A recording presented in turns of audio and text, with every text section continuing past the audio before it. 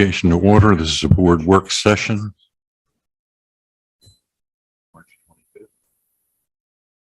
at the District Service Center. This is being conducted hybrid video conferencing. It's also live streamed on the county channel. Requests for public comment participation will be accepted between 8 a.m. and 8:30 a.m. by sending an email with your name, phone number, and topic to Robin Cushenberry at beaufort.k12.sc.us. You will receive a phone call during the public comments where you will be able to speak and address the board for a maximum of 3 minutes on issues within the board's domain. The forum will be limited to 30 minutes. If you are in person, you may address the board for a maximum of 3 minutes on issues within the board's domain. Each speaker must fill out a public comment card. See the board clerk for a card. In the event the board is not finished addressing all items listed on this agenda by 5 p.m., the board will reconvene at 9 a.m. tomorrow, March 26th, to finish the agenda items. I have a motion to approve the agenda. Dr. Watts.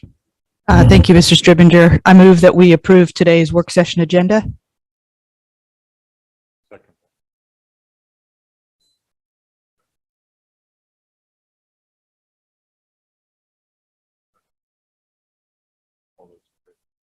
Aye.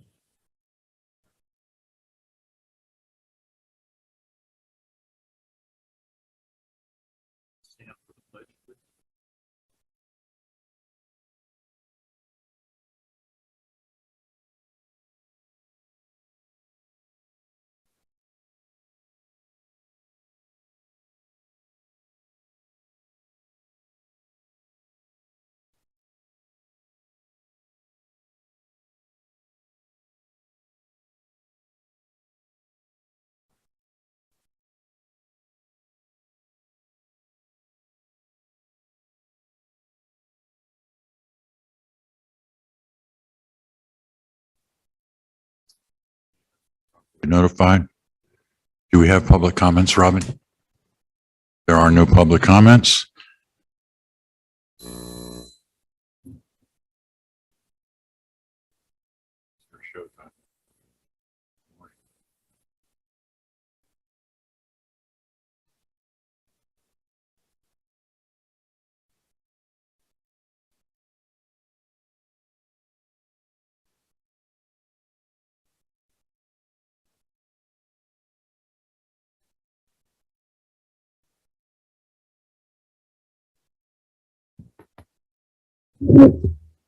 Good morning.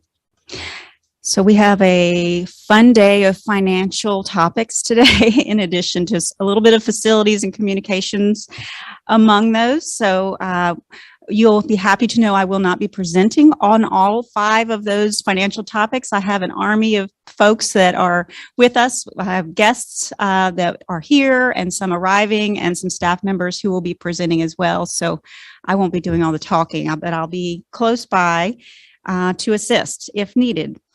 So the first topic we have this morning is OE 6.9 through 6.17. The reason we split these up this year, OE6 is made up of about half financial administration and half debt administration.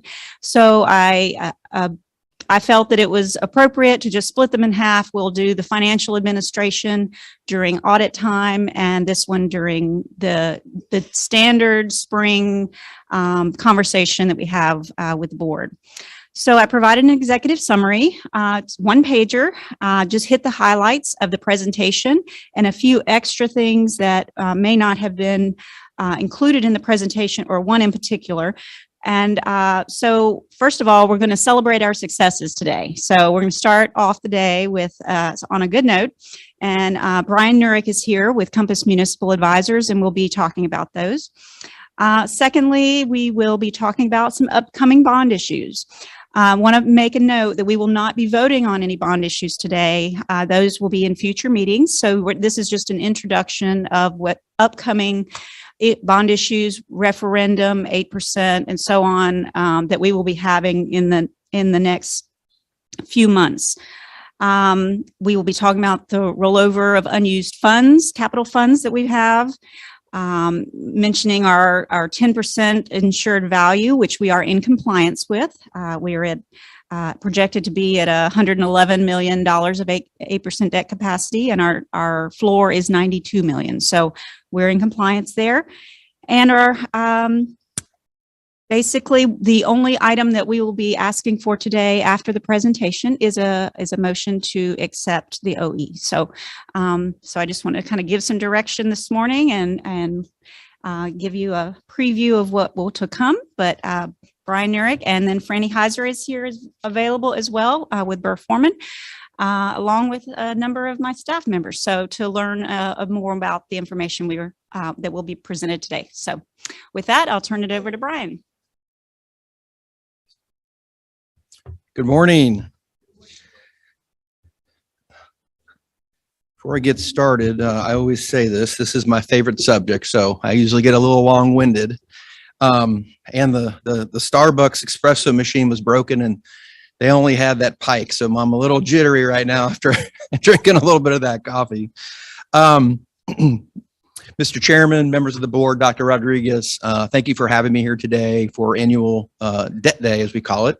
Have a good presentation to go over, some macro, some micro, a lot of celebrations since last time I've been here when we discussed a lot of refunding opportunities.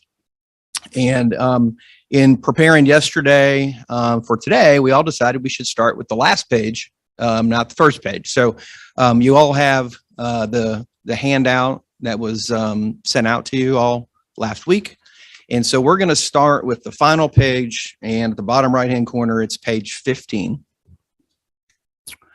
And so it's titled Funding Program Core Goals and Objectives. So from a macro point of view, there are a number of just core goals with our debt management process and program. And the first one is identifying the funding of the annual maintenance, or what we call your 8% program. And so our goals and objectives are to fund $20 to $25 million annually through the 8% debt limitation. And then there's a subject to adjustment. So every year you may adjust those numbers depending on excess funds as part of your OE, or there may be some other capital items that come up that you might need to fund, but that's a process that you go through every year. But for my purposes, when I'm managing the expectations going forward, I use a static number. I use $25 million, but we adjust it but on a pro forma basis, we have to have a starting point. The second is the funding of large projects, which is what we call your referendum program. And so large projects through referendum bonds as appropriate and when needed. So you've passed a referendum. We're going to talk today a little bit about the final installment or final issuance of that. And I know there's a discussion of a potential second referendum. So that's incorporated within our program as well. Third is the structured debt service millage rate. And so I'm going to read this one verbatim. So apply forward forecasting and periodic adjustments of the appropriate balance between the debt service millage rate, a refresh of ongoing needs, and maintaining appropriate debt limit availability. And that has the whole idea of the balance of those factors has come over many years of discussion of, do we have the right mill rate? Are we amortizing our 8% bonds too quickly, not quick enough? In finding the balance of all these factors and then adding your needs and making sure that everything is in balance.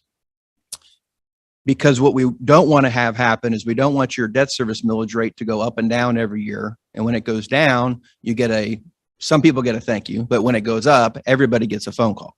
So we want to be able to forward forecast appropriately a debt service millage rate and hold that millage rate and fund all the needs that you've identified through that millage rate.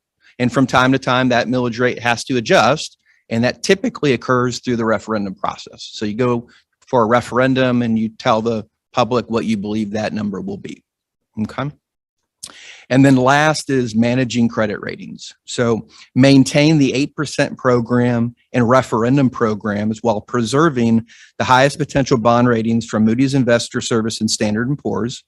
Maintain an appropriate fund balance to support the AA1 and AA flat current ratings. So I have a chart, a pyramid off to the right that shows Moody's Investor Service on the left and Standard & Poor's on the right. And you can see the school district has a AA1 rating from Moody's and has a AA flat rating from Standard & Poor's. And so right now, as you know, the capital markets are very much in flux. There's a lot of difficulty right now in some folks getting bond issues completed. And we are seeing what we call a flight to quality, and you all are quality. So your ratings are right up there, very close to AAA, and folks that are in the single A category may struggle more trying to issue their debt as opposed to Beaufort County School District, which has great credit ratings and it's very high quality. So it's to say that investors are very picky right now. And when they become picky, you all benefit the most.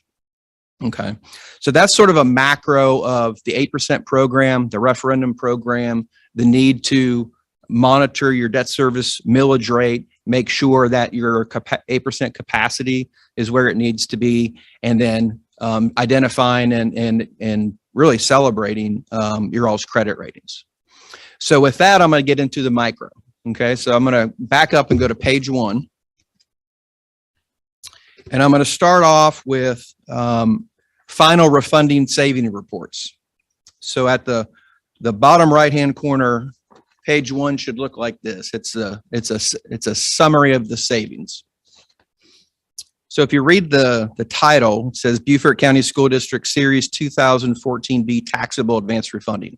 So I was here in late August and I asked the board to approve 2 resolutions to refinance on a taxable basis, the 2014 B series, and on the tax exempt basis to refinance the 2012 B series.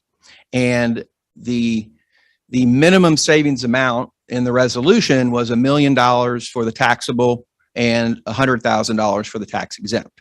And we acknowledged at that point in time that the 10-year U.S. Treasury rate was really low, and we wanted to get it out as quickly as possible. In fact, I think when we just introduced the resolution prior to asking for action, there were board members that said, I'll take action tonight, like, let's move. So we sold the bonds in late September, and we achieved a net savings. And in yellow in the bottom right, you can see our net savings was $1,631,000. So well above the $1 million minimum threshold. Now, with an advanced refunding, those funds are temporarily placed in an escrow. And then when we reach the call date in 2024, they're physically paid off.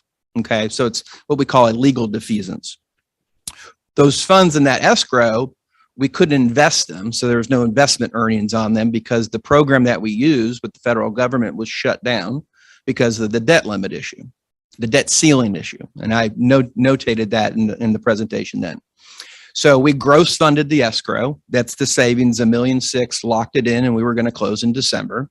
And as we got into December, the federal government acted. Debt ceiling's no longer an issue. The program reopened. And then all of a sudden, the Federal Reserve started talking about increasing rates, which means the investment side of things go up.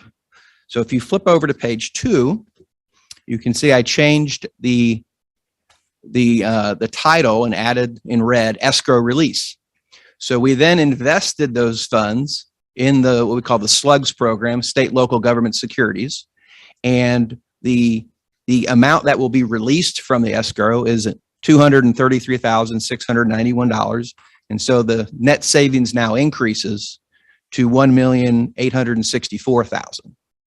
So not only did we time the interest rate market right in terms of locking in the long-term rate on the borrowing side, I feel like we did a really good job on the investment side by not going to the public market and getting a very low interest rate, but just simply waiting and seeing if we could get something better, and everything worked out very well. So needed to hit $1 million overall. It's now everything's all closed. $1.8 million is the net savings.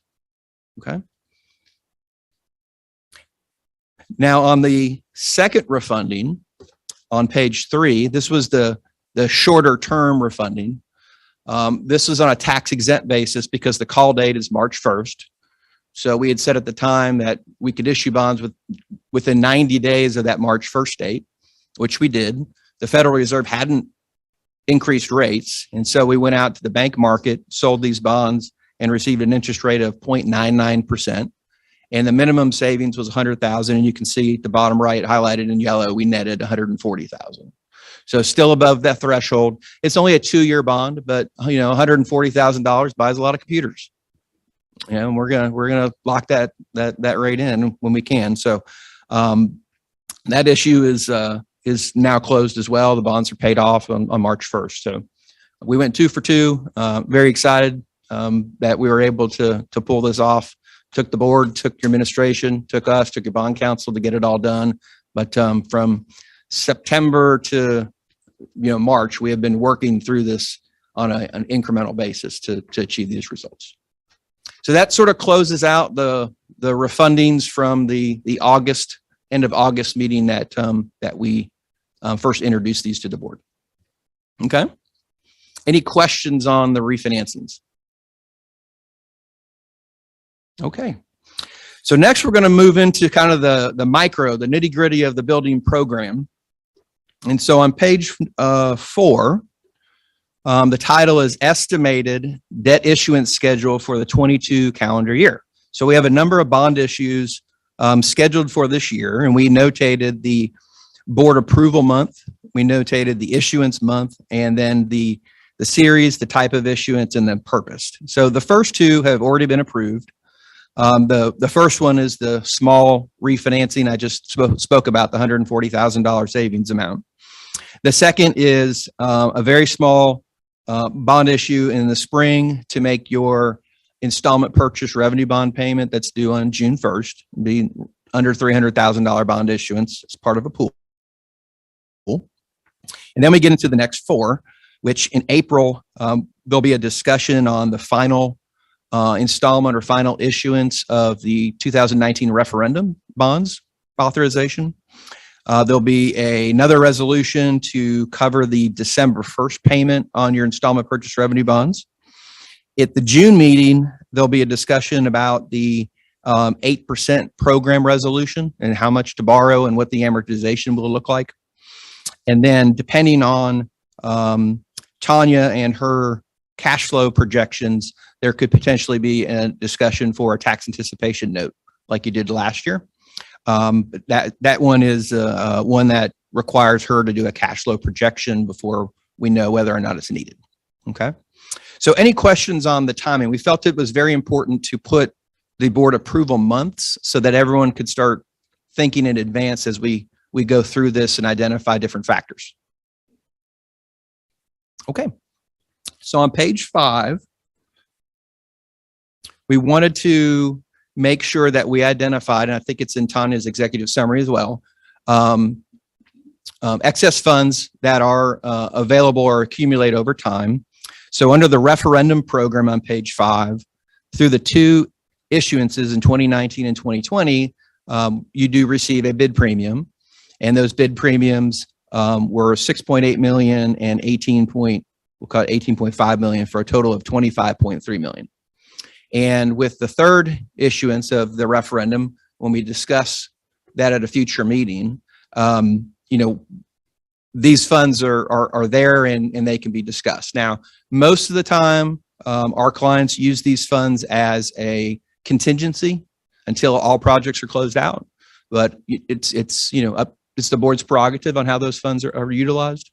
But we just want to make sure for today's purposes only, we're making everyone aware that that is the current amount available, and it'll be discussed in more detail as the resolutions come before the board. Okay. Any questions on the first number?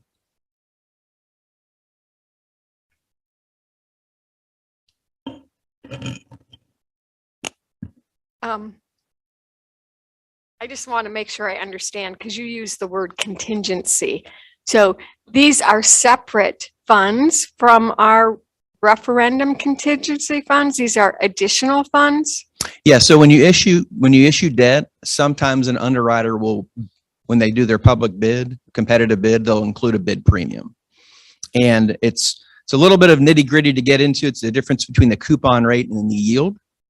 And they're just they're additional funds when you issue debt. So if you issued 100 million, they may pay you 110 million for the purpose of having a different coupon structure. So they're called net bid premiums, and they do accumulate. How you apply those premiums is a discussion point. Thank you.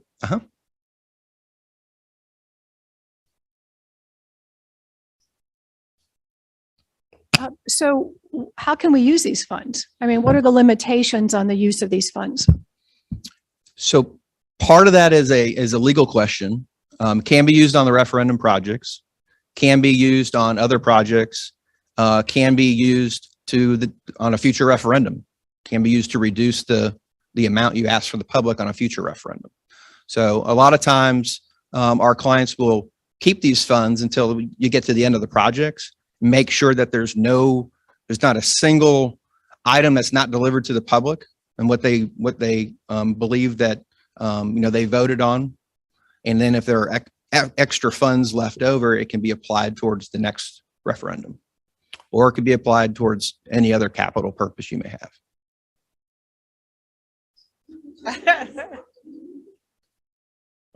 But I want to make a warning. The warning is, I don't want our project managers to say, oh, good, we got $25 million that we can spend. No, no, no. We said to the taxpayers that we were going to borrow $344 million to build a whole list of projects.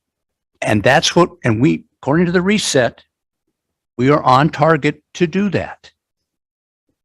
So I don't want the operations committee to say, oh, goody, I can add some things so fast, because this is a good thing to say in the back of our minds. If we come up a little short at the end of the last project, we've got another contingency that we can use, but by gosh, we shouldn't use it at all. And we can apply it to future referendums. That way we can have future referendums be less expensive, or therefore less tax on the constituents. So just a caution. Thank you for those comments, Colonel Geyer.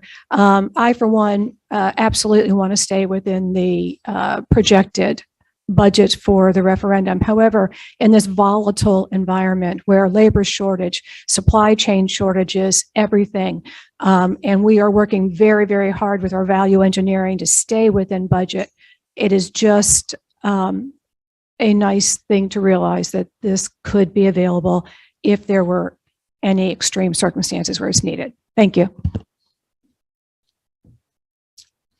And I hope everyone can appreciate, we didn't want this information coming out later. We wanted to put it in front of the board today, make sure everyone is aware of it, so that 6 months from now, you're not all of a sudden hearing that the finance side of things, has these bid premium amounts. We just want to introduce it today. There's no action item for it, but it's to be discussed at a later meeting. Okay.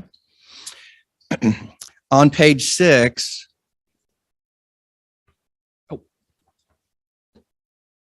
Thank you. I just want to make sure I'm clear on this. So the 25 million that's here is incorporated in that 344. So it's not exceeding the 344, correct?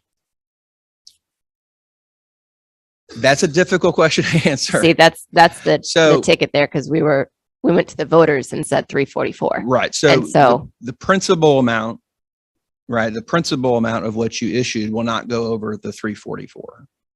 The bid premium is in excess of the principal amount. Thank you.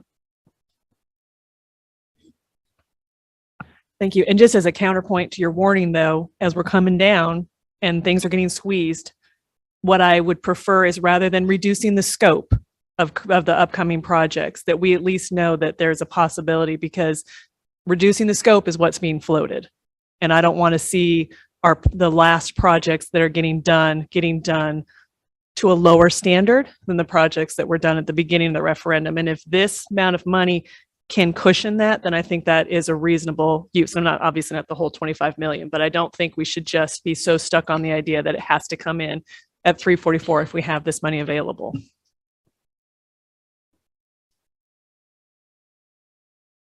Okay. All right, so let's move on to page 6. So page 6 is a discussion about the 8% programs fund. So part of your policy is to identify and apply any unspent 8% funds each year towards the next round of 8% projects. So as of today, the fiscal year 17-18 and fiscal year 18-19 amounts of, and up top it says bid premiums, interest earnings, and budget actual. So being under budget. Total $8,125,000.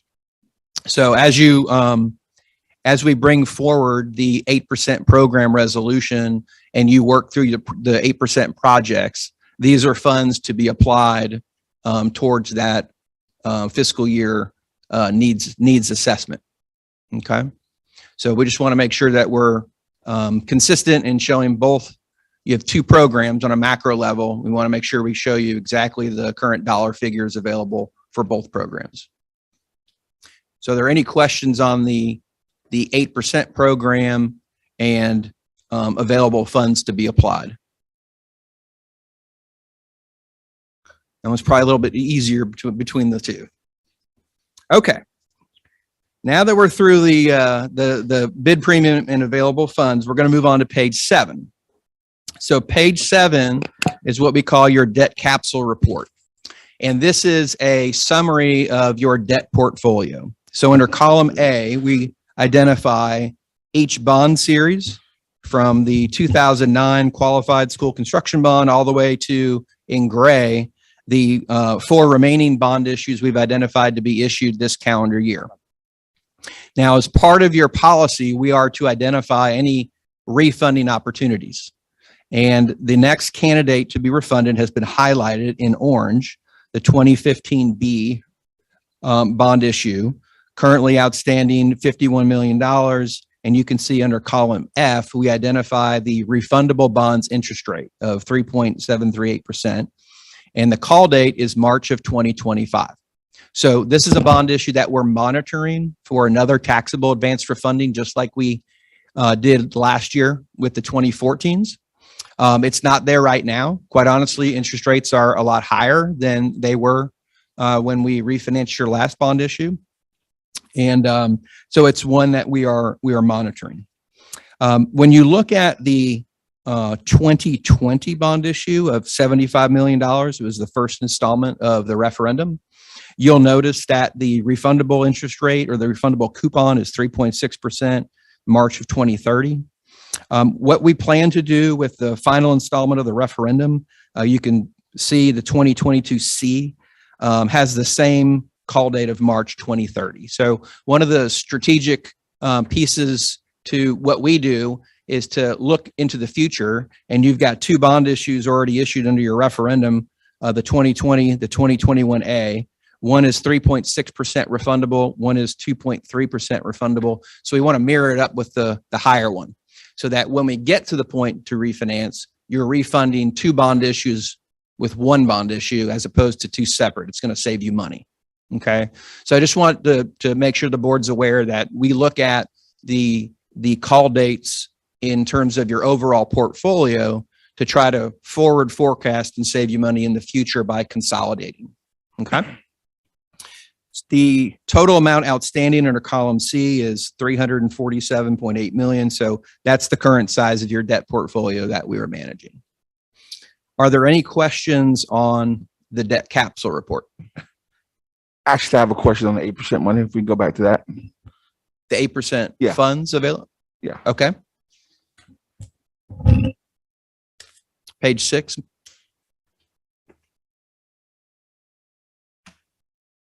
And so what you saying that these 8% funds are available, are you saying that these are in account right now that are available for use? Yes. And in terms of the 2017 and 2019 years, those money has been allocated from those years that are still presently in accounts? Correct. So you identify a fiscal year, you have a budget that's approved, debt is issued, and then you go through the process of completing the projects. When the projects are completed, you'll have some potential budget surplus. You came in under budget, so that means there's monies available through the debt issuance. The funds are sitting in an account earning interest. That interest accumulates, and then when you issue debt, you can receive a bid premium, and those funds are also placed into the project fund. So when the fiscal year is closed out, the last item that happens is your arbitrage consultant comes in and makes sure you didn't earn more than you're allowed to under the federal regs. And then the monies are moved from restricted to unrestricted. So these two amounts are now in the unrestricted column, and they're available to be applied towards your next fiscal year's 8% projects. Right. Well, the reason why I'm asking that is because of the fact that I remember that is this under the same 8% funding that we use, that we build at the end of the years? Is this those 8% accounts? when he said 8%, we have 8% projects.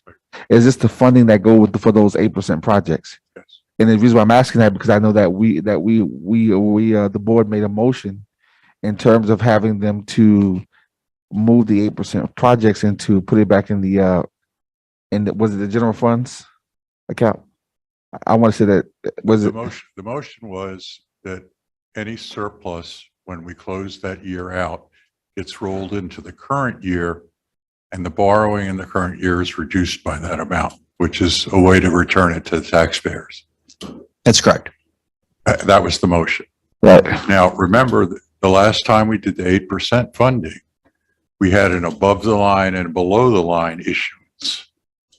So that motion is for last year and years going forward. If we continue to do it that way, that motion's irrelevant, because there never will be a surplus, because it'll be applied to that next group of projects below the line. I was trying to point that out when we were dealing with that, and I guess I wasn't really as articulate as I thought. But that rolling forward will not be relevant from last year forward, because the money is used for that second tier of projects that have been identified. Hopefully, I'm a little clearer than I was then. No, you're clear, but I mean, also I just know that there are projects out there that also that we have this 8% money funding. I'm trying to figure out how do we have this funding, and I've been told that we don't have funding for a couple 8% projects. So what I'm trying to figure out is that if this money's in this account, that then this is money that we can use for a couple 8% projects and be more specific, as in the gym. I mean, which is not in relation to, is not directed to this, but I'm just shocked that we even had this amount of money in an account that could be used for that.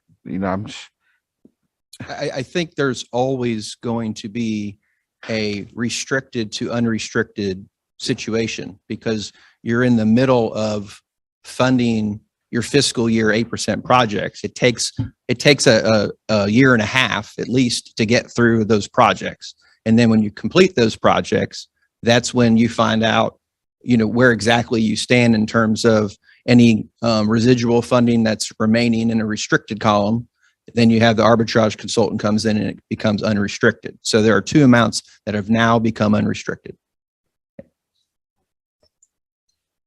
Mr. Smith, Mia, go ahead. Okay.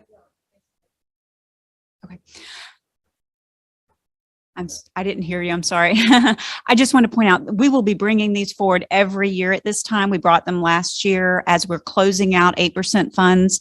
Our goal is to close one year of projects every single year. So the oldest year, but this year we had an opportunity, since almost 100% of the projects in the 2018, 2019 fiscal year were complete. We were able to bring 2 years worth of projects through.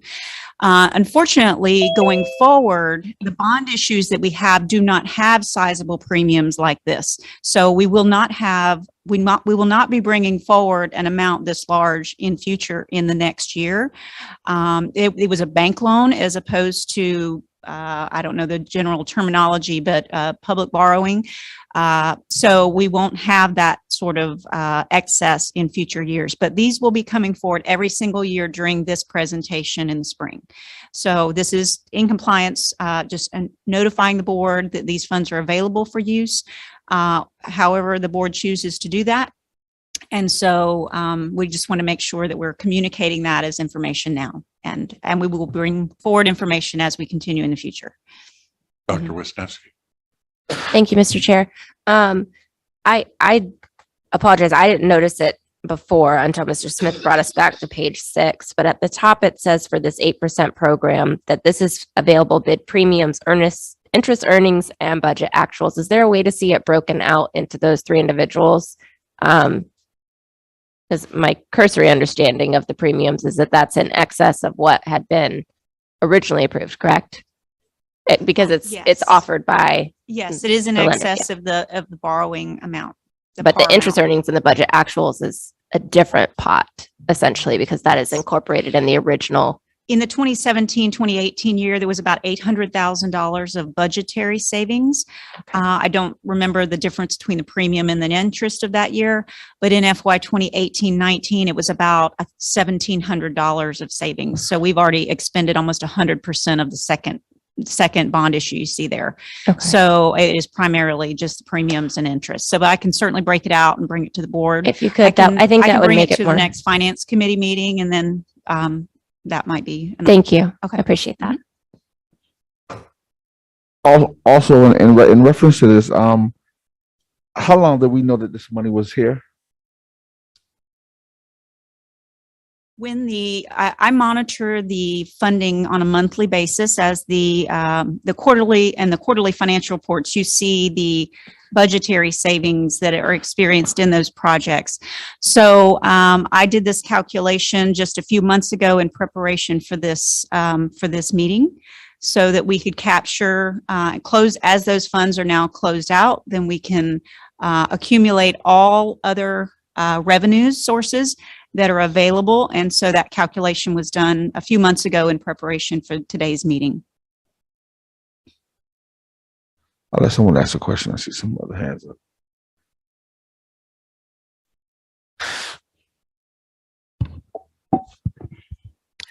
up. Ms. Crosby, if I could, I don't recall exactly, but maybe it was like almost a year ago, you brought to the operations committee that there was an 8% funds fiscal year, I think 17, 18, 19. You reported to us that there was a significant amount of money left at the end of each. So is that what this basically, what you're also bringing forward? Is that the same as what this 8% money is of $8,125,000? I don't recall specifically that meeting, so I don't know if it was the same dollars. I'd have to check back. Okay, but, I'll but find I it. do No, yeah. regularly.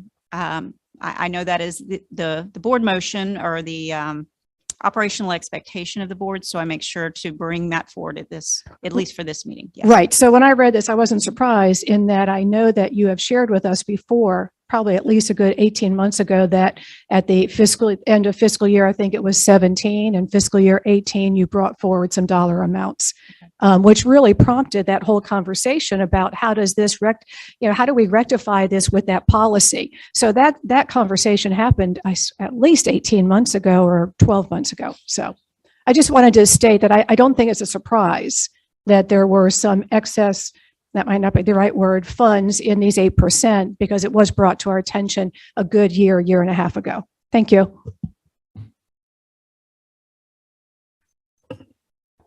And even with that, my concern is that if we're pinching projects and we have 8% funding, then that's concerning, because if we had them, we could use them. And so that's why I'm a little baffled, because I know of a couple of projects that we do have that we could use this funding for, that it has not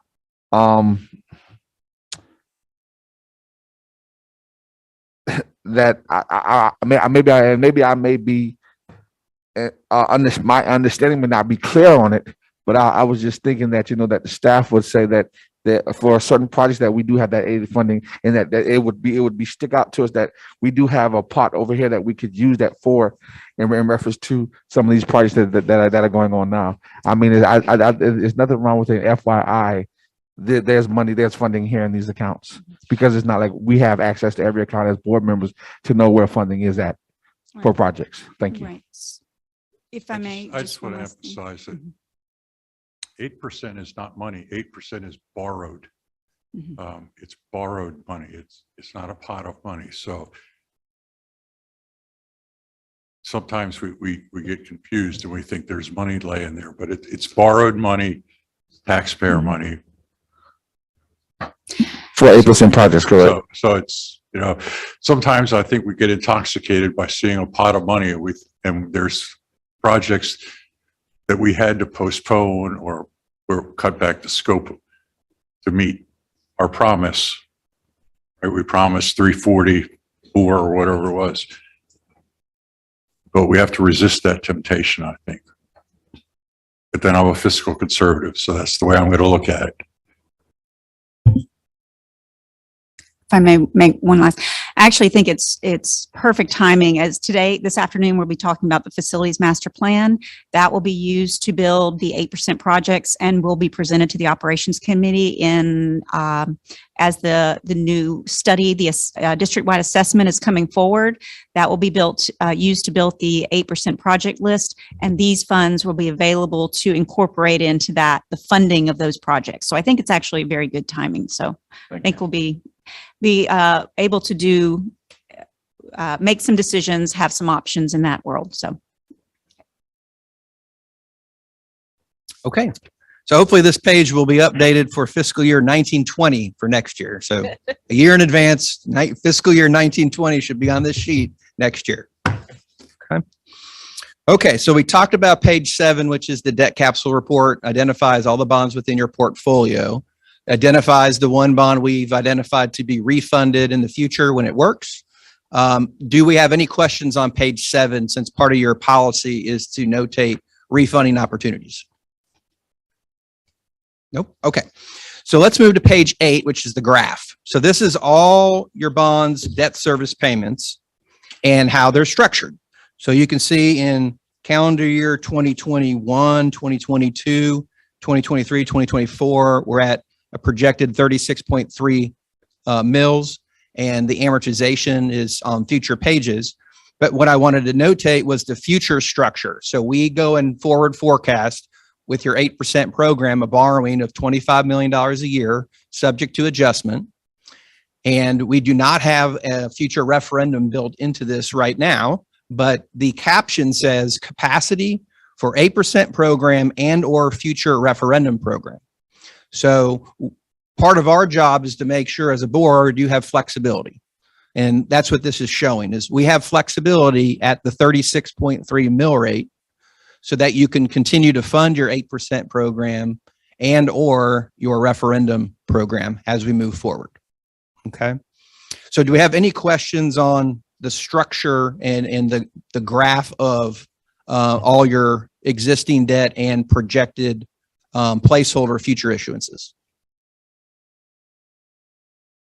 Okay, so if we move to page 9, this is the math behind the graph. Okay, so there are a number of columns from A through K. We identify under column B existing general obligation bonds. We identify under column C the installment purchase revenue bond that's outstanding, and then we identify under columns D through H all the borrowings that we have already discussed on the previous page when they come before the board, and what those structures look like. And the structures change as the millage information changes. And then under column J, we have your continuation of the 8% program past this year. So 2 things to note. Column F is the final issuance of your referendum. That will adjust as we move closer and as we seek board approval. And then under column G, the 8% program, that assumes a $25 million issuance. That will adjust depending on the discussions that you have in identifying what projects you want to fund through the 8%, less the amount of funds that have been identified to reduce any borrowings for 8%. Okay, so those two columns will continue to adjust as we move through the process of seeking board approval for the debt issuance. Now, column J is the summation of future bond issues. So if we move to page 10, we break out the 8% program, and you can see that going forward all the way out to 29 and beyond, I'll call it into perpetuity, we have borrowings of 25 million for the 8% program. You may not issue 25 million. You may issue 20 million. You may issue 15 million. You may say, I need to issue 30 million. Whatever decisions the board makes, we have the capacity to deal with those adjustments. And I think that's the hallmark of this program, is it is very flexible in making sure that as your needs change and as your needs drive your borrowing change, we can accommodate it. Okay. Would I love to have a situation, I've said this before, where we issue your 8% and pay it off in 1 year? Would love to. Now, can't take the millage rate to 50. A lot of people wouldn't be here if we did that, but I would love to pay it off that quickly. And so part of our job is every year to figure out, is it a 3-year term? Is it a 5-year term? And yes, we would love to get it to a 1-year term. But each year that's a calculation that we make.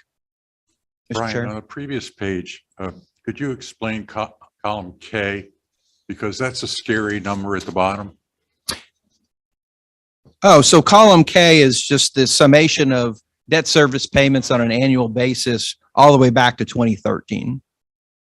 Yes, it's over years, an accumulation over years. It's not going forward. It's not going forward. It's not a real number. Correct. Okay. There's a lot of pro forma built into that number. Good. Hopefully. Yeah, and if you go to your audit will show you what your existing debt that's outstanding, what those payments are. It's in your audit. But this program and this document has to be forward looking. Yeah, I just wanted to clarify that If- before. Yeah, no problem. I had to answer the emails. Yeah, I hear you. Okay, so we've gone through page 9, we've gone through page 10. Now we get to page 11. And so this is the millage rate. So on that graph where we showed the 36.3 and each millage rate going forward and looking for future flexibility as well. Under column A, we identify the calendar year and there's an asterisk. So the asterisk is we have an audit and we have an actual collectible value of a mill. So if you look at year 2021, the actual collectible value of a mill was $2,046,497. And comparing it to the prior year, we had a growth rate of 2.72%.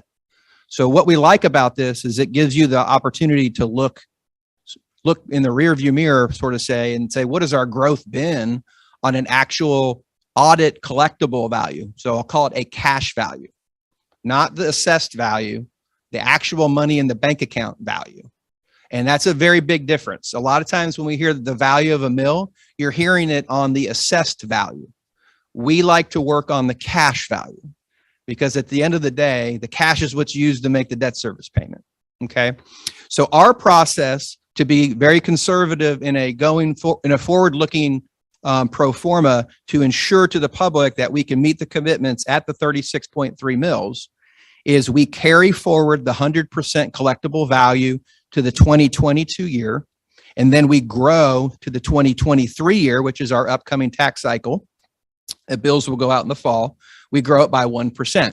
Now, we will work with the finance committee as we get through the end of March and then the accounts are reconciled by your finance department. We'll look and see whether carrying forward at 100% is realistic. Is it too conservative? Is it too aggressive? And we might make an adjustment as we move closer and closer to the final issuance.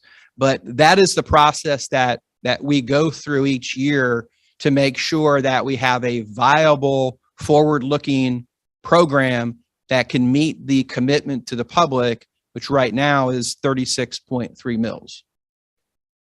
Does anyone have any questions on our process and our forward-looking assumptions? Which the forward-looking assumptions, the 1%. And how do you arrive to that? We want to be conservative. If you look historically, 2.72, 3.3, 5.5, 3.46, 2.71, using a static 1% when you had 1 year that was negative 9.81%, we think's balanced all factors. And we'll make one adjustment here for the 2022 year once the tax bills are in through the end of March, and then those accounts are reconciled. Does that make sense? Okay. Any other questions? Thank you, Mr. Chair. I just had a quick question. When looking to 2025 and 2026 and those numbers on the far right side in column J, so the millage goes down in those years. And so my question is that 9.7 and then in 2026 at 17, all those numbers down. Could it safely be said that those numbers reflect what would be if we kept the millage the same at the 36.3? If we kept it the same at 36.3, is it safe to say that those numbers are our capacity to offset any future referendum? Yes. Thank you. Yes. That's the beauty of the flexibility. As the board makes decisions, we have the ability to fund them, hopefully without a tax increase. Any other questions? Okay. Moving on to page 12. Now we get into the constitutional debt limit, which is another part of your policy.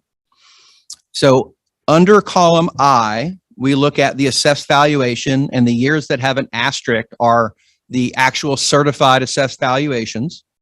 Under column J, we have your maximum limitation, and then we simply do the math, subtract what you have outstanding that's chargeable against the 8% debt limit. And then on a forward-looking basis, we also subtract what you're scheduled right now to issue.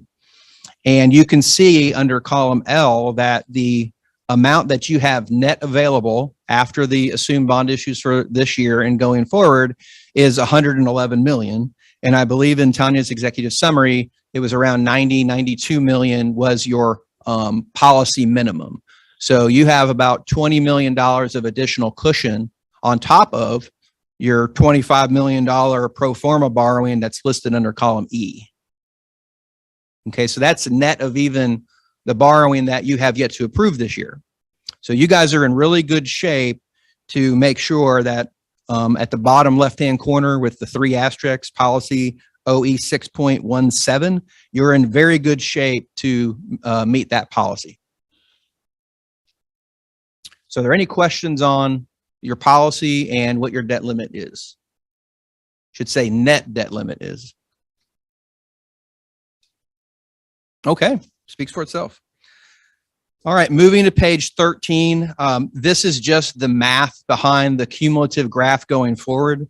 The only thing I'd like to notate on this is under column B through H, you can see that going forward, the summation at the bottom, I've assumed $25 million a year. So we can continue to fund $25 million a year at 36.3 mils and have some flexibility for future decisions. Whether you borrow $25 million a year or not is a decision that the board makes on an annual basis. And that next decision will be, I believe it's in July. Okay. Any questions on this page? Nope. Okay. So moving to page 14, I put the big draft on there so there's no confusion as we continue to move forward with projections versus actuals, but this is your tax year 2022 worksheet. So every fall you send out tax bills that make sure that there's enough money to make debt service payments, and the bonds that we're going to be issuing this year that are highlighted in gray are sized to ensure that we stay perfected at the 36.3 mils. So at the top right, highlighted in yellow, is your estimated beginning cash balance for the fiscal year. That number will be updated as we get closer to fiscal year end. Also in yellow is the escrow release. So I wanted to make sure that we had a nexus to the savings that we had on that taxable advance refunding and the release of those funds from the escrow. They will go into the debt service fund. So I want to just make sure that those are identified for the board's pleasure. Then those funds, including tax collections, have to make 18 months worth of payments. And so I've listed every single payment that you have to make over 18 months. Again, the ones that are highlighted in gray are estimated. They will become actuals as we issue those bonds. Now, from a cash basis, your deep point or your low point comes after you make your last payment in September, right? The majority of your taxes come in through the end of February, some in March, and a little bit thereafter, but the majority have been collected. And we still have payments due all the way to September 15th. So your low point highlighted in yellow down at the bottom of the page is 5 million. So we have always sized the borrowings and the worksheet to have a $5 million cushion, or about 2.5 mils now, in case there's an unintended consequence. So it's just an additional amount of being conservative. If you were to have an event that you weren't able to make debt service payments, we all know what that means. That means the first page that we started with, your credit ratings would take a hit. We don't want to have that happen. So we have to have some balance in terms of being conservative here. That $5 million target has been one we've used for many, many years. Okay. But this page, and the reason I put big draft watermark on it, will continue to adjust as we move forward with the debt issuances and as we move forward with reconciling the collections for the tax year 2021. Okay. This is very granular, but it lists every single payment that you're going to make. So are there any questions on this page? Okay. Then the last page, I think we already went over, but I will just, once again, just read the highlight points. So the core goals and objectives of your program is to fund your 8% program, is to fund any referendum programs, is to have a structured debt service mill rate that we live within, 36.3. We live within that mill rate and fund your needs. And we also manage your credit ratings, which has a tether to decisions you make on the operating side of your budget, since that's part of the factor with fund balance. Okay. So we went from we started with macro, we went to micro, now we're back to macro. So those are your core goals and objectives. And I will just reiterate, as we move forward with the final issuance of your referendum bonds, and we're in this time of uncertainty in the credit markets, you know, the flight to quality and your high credit ratings are going to benefit you and your taxpayers greatly. So job well done in terms of maintaining those for a number of years. Are there any questions that I can answer? I have a comment. And the comment is, this is really well done. Thank you. This is very clear. It's understandable, a very complex issue. Editorially, I'd just like to say that we are approaching some very challenging times for debt service. And the inflation rate is very high. It's gone higher since the situation in Ukraine. We don't know how that's going to end up. But what we do know without a doubt is interest rates are going to go up. The Fed is already talking about at least 3 incremental interest rates within the next year. So for us, our credit rating is absolutely essential, because that's how much we will have to pay in interest, which we would then have to add additional tax service to pay for. So this program and this philosophy that you have set up, Brian, sets us up in great stead to be able to cope with the uncertainty as it goes forward. And for that, and Franny and making it happen, and Tanya, my congratulations, because I think you've done an absolutely superb job. Thank you, Colonel Guyer. Ms. Boatright? Thank you. And actually, I'm so excited about this. Colonel Guyer, they're floating 7 rate hikes this year. And I just love knowing just a little bit more than you had on that. But that was my question too, is with 7, they're talking about 7 rate hikes, who knows? But that's going to be a substantial raise. We're talking about possibly doing a referendum funding in a year. So after these, and maybe 3 and maybe 7 and maybe none, who knows? But if something that substantial happens, that they talk about 7 rate hikes, how will that affect voter perception of a referendum compared to the last one, which was done in a very low interest rate environment? First of all, it's a great question. Part of that is a political answer. And, I don't do politics. I just do the numbers. I will say that our approach, and it's with the 8% program, and it's with the last referendum, we assume the highest coupon rate. We assume 5%. And I do not see tax exempt interest rates getting over 5%. When you do the taxable equivalent yield, you start getting into a great return. And so just historically speaking, in all types of environments, going over 5% doesn't happen very often. And if it does, it's very episodic and it comes right back down. I do think what it means is there's a less bid premium, which again, you're borrowing, right? We've already borrowed twice in low interest rate environments for this current referendum. You're going to borrow again. You're going to leverage your credit ratings. And so any monies that you have left over to reduce your future borrowing on a next referendum, I think that only bolsters your position that you can absorb higher interest rates and still stay within the 36.3 mils. So as a follow-up, when you're talking about one of the other issues we have is supply costs, right? Right. So even if we're able, so basically I was looking at when they did the presentation for the initial referendum, and they did a breakdown of what it would cost a taxpayer per month, right? To kind of present that to the taxpayer was, I think, $7 on it if you own a $250,000 house. Well, now housing prices have since that point gone tremendously up. We got supply chain. So I'm just wondering, when you present this to the voters, so I guess my question is, from a strictly financial position, will it be a significant difference if we did that same calculation? It'll cost, if you own 200. Right. Great question. Great question. So based upon the last cost amount, so I believe there was a study, you funded half of it, roughly half of it, and there's another half, right? Yeah. So I have ran some 5% coupon, just hypotheticals.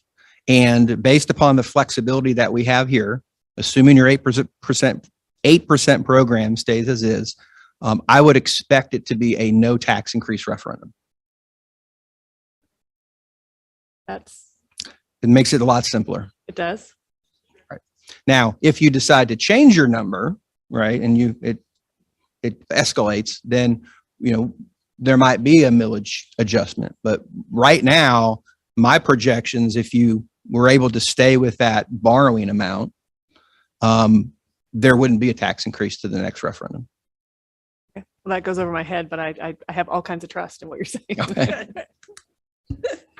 I think Dr. Wisniewski hit it on the head when on the millage page, she notated the remaining amounts between the target of 36.3 and what it would take to meet the pro forma payments. That difference is what pays for the next referendum.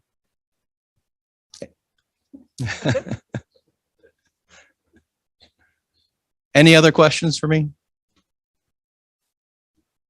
Okay. Thank you, everyone. Thank you.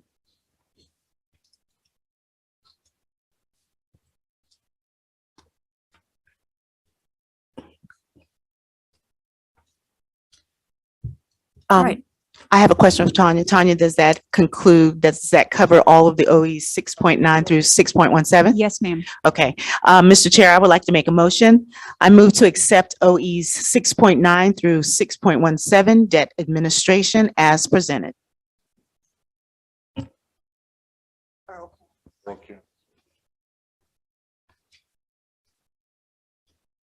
Discussion. All those in favor? Aye. Actually, I had a question, but yeah, that's fine. Got a question. That's why I looked at you. Right. Right when you looked at, and that's when I move forward. Yeah, but it's fine. It's fine. You have a question? Yeah, well, my question was, I was going to say, in accepting the report, we're just saying that we're accepting the information that has been given, and then that's just what we're doing, and nothing else. Just to be clear. Oh, folks. Yeah, we're just accepting. We're not approving. Accepting. Right. That OE has been satisfied. Thank you.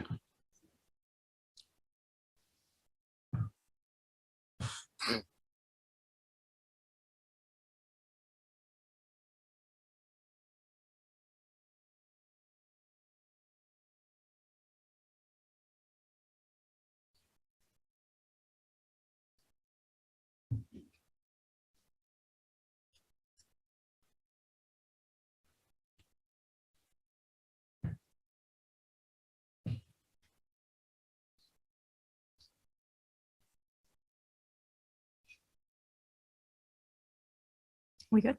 Okay, I'm sorry. You voted quickly on that one. Okay, we're going to move along to the TIF updates. This morning, we have two groups with us, one via Zoom, Town of Hilton Head, and we have some guests with us in the audience from the Town of Port Royal. So we're going to begin with Town of Hilton Head. It is John Troyer, the Director of Finance with the Town of Hilton Head Island, has joined us virtually on Zoom. And so we're going to begin with that discussion. Before I turn it over to him, no motions are expected as of today on this topic. So it is information only. And so we don't have any expectation of any votes on this topic. So with that, I'd like to turn it over to John Troyer. John, are you there? You're muted. Still muted? Okay, can you hear me? Yes, sir. Okay, thank you so much. Thank you for the opportunity to be here and share some information. What we have is just a report. We serve as the fiscal agent, so I serve as the finance director of the Town of Hilton Head, and we're also the fiscal agent of the TIF. And just reporting on in a report, you've seen, hopefully you've seen the printed version, and I'll go through a fast PowerPoint. Certainly welcome any questions and comments. Okay. All right. So you're gonna, you've got it. You're driving. Okay. Thank you.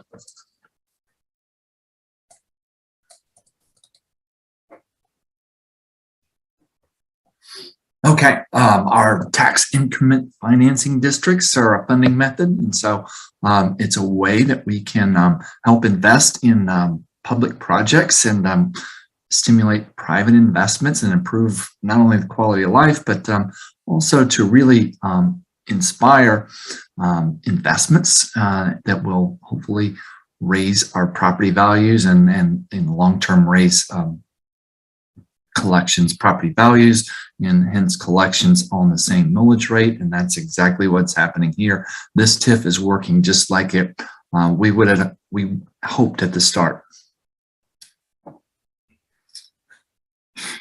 So on the base year of the TIF, the property values are established.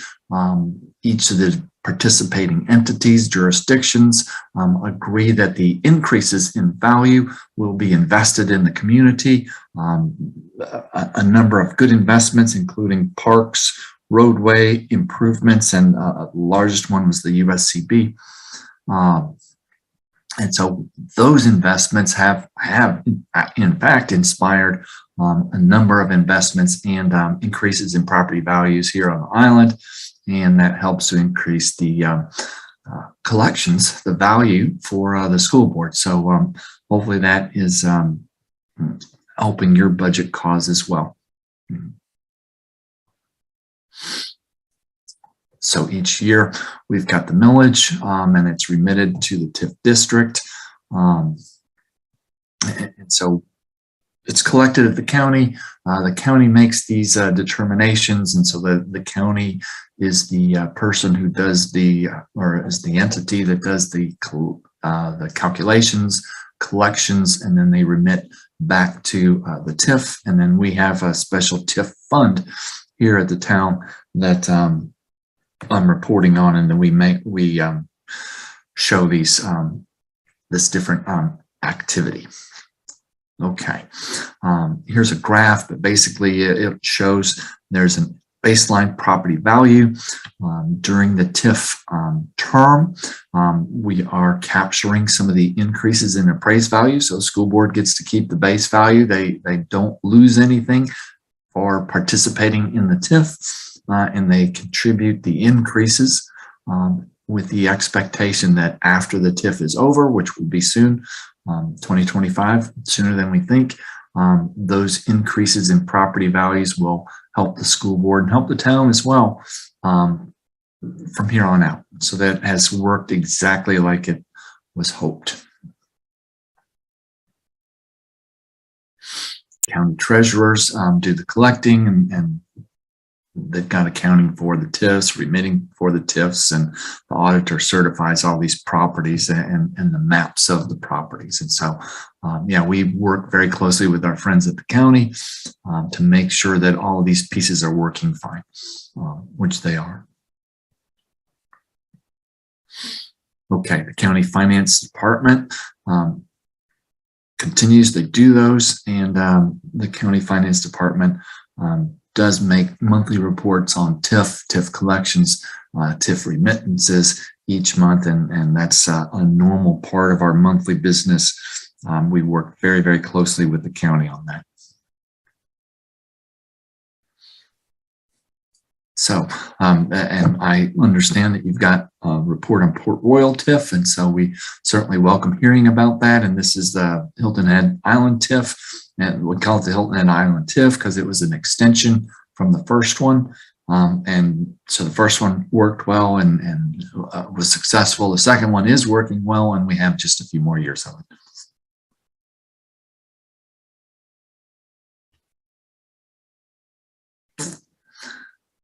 Okay, so TIF 1, 15 years, $65 million. TIF 2, 10 years, $50 million.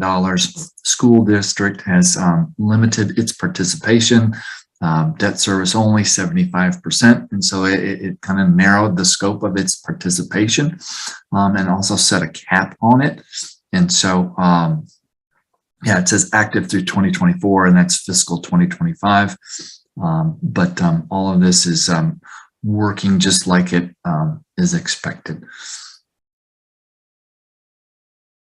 So our partners in this, Beaufort County School District, Hilton Head Public Service District, and the town of Hilton Head Island. And so all of these entities, all these jurisdictions made similar agreements and are doing this in order to provide mechanism to make investments in the community, which are in fact helping our assessed values. Okay, from TIF 1 revenues, $32 million. You can see that on TIF 2 revenues, the increases are evident from 2016 at $956,000 to 2021, $1,250,000. And these are the same properties. And so the values on these properties that are included within the TIF are going up substantially. And so we're excited and encouraged by that, and helping all the jurisdictions who are participating.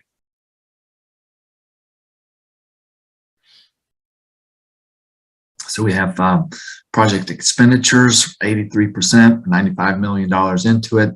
We've got a number of projects still in the works, and we are going full speed ahead to continue to do those. And so you can see from facilities, land acquisition, roadways, pathways,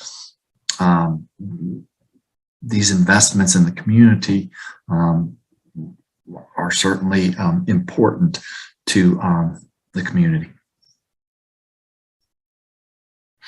And so with that, I will open it up for any comments or questions. And thank you for the opportunity to make the report. Ms. Boatright? Thank you. Mr. Troyer, can you tell me of these projects I'm looking through, which ones are benefiting the students of Beaufort County? Well, Are there any specific that you can point to? I would submit all of them through just the increases in the property values are going to increase and benefit the school district, the school board through increases in collections. Certainly they have opportunities that the roadways benefit everyone in the area. Pathways are available for the students and the parks are available for the students. And certainly we appreciate the Low Country Celebration Park was a piece of it. And there's a number of activities that will benefit the students. And so I hope that answers your question. So just as a follow-up, the benefit to the school district is that these properties will increase home values, which will increase our tax base? That's that one aspect of it. And another aspect is that we are benefiting the community as well. And so these are community assets. And so I would say both of those things are important.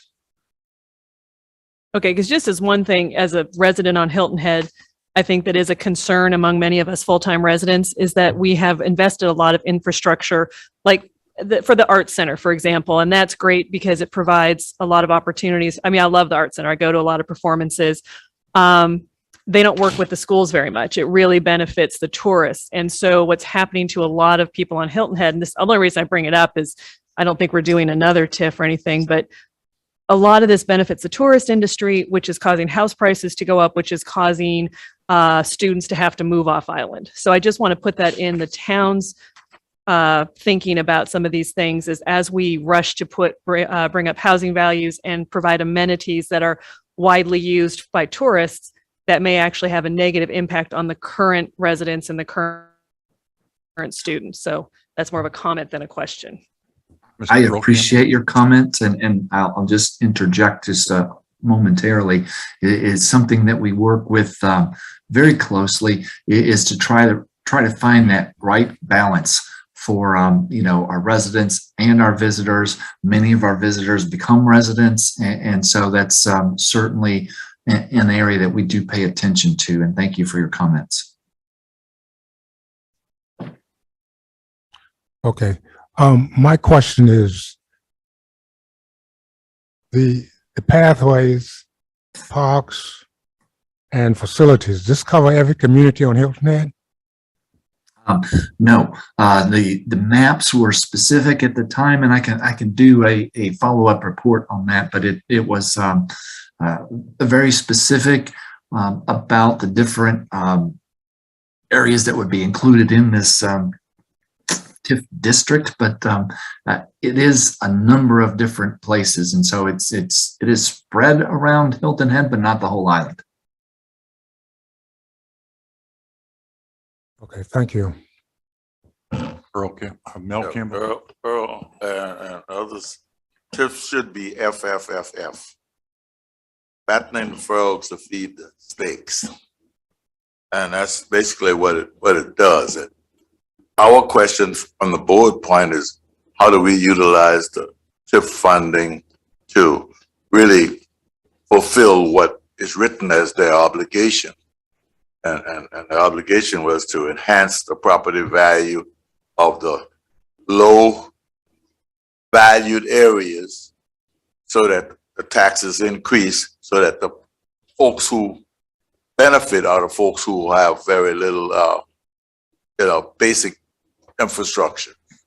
And infrastructures mean physical in terms of those areas and of course, applicable like in academics. That's why the school is getting some of the funding.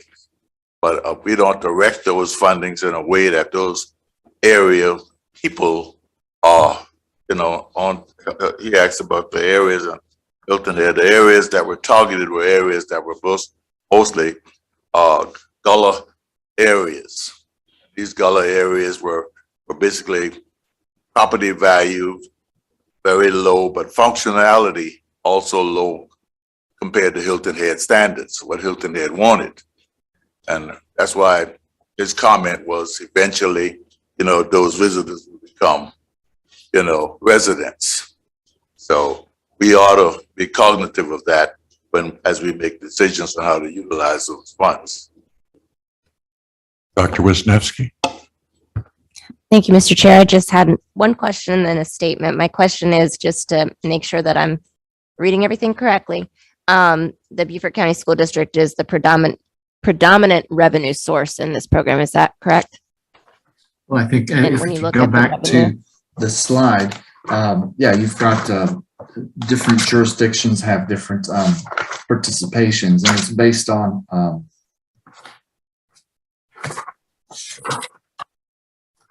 Sorry, I was looking at the, I was looking at the, sorry, you can't see it on my screen, the financials form that we had with the cover letter. I wasn't looking at the slides. I apologize. yes. I have and the 32.4 million. right, and the Over- expectation is that the TIF district between the schools and the county are very close in totals, but yes, school district the first. Yes.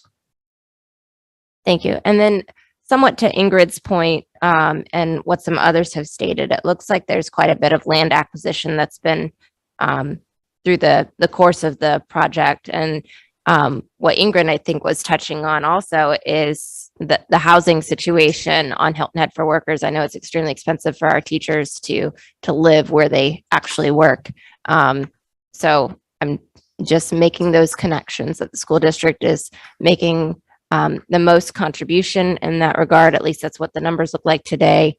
There's some land acquisition going on, and I'm just trying to make a message here, and that perhaps there can be a look at the housing situation on Hilton Head. I don't know if those two connect and what the appropriate use is for those lands, but just wanted to make that statement. Thank you. Thank you for your comments, Sure. and we also share, with our firefighters, we're experiencing some of the same challenges, and so it is on our mind. It wasn't necessarily going to be addressed through the TIF, but it's being addressed through other Hilton Head methods. But thank you for your comments. Yes, I just want to follow up on Mel's comments. I would hope that the town would think about the native on Hilton Head Island. I know you're talking about all these different projects, but the native is not benefiting from any of it at all, because nothing is happening in their communities. So I would hope that the town think about it and start doing something in the near future, real quickly. Thank you. Thank you for your comment. Okay, thank you.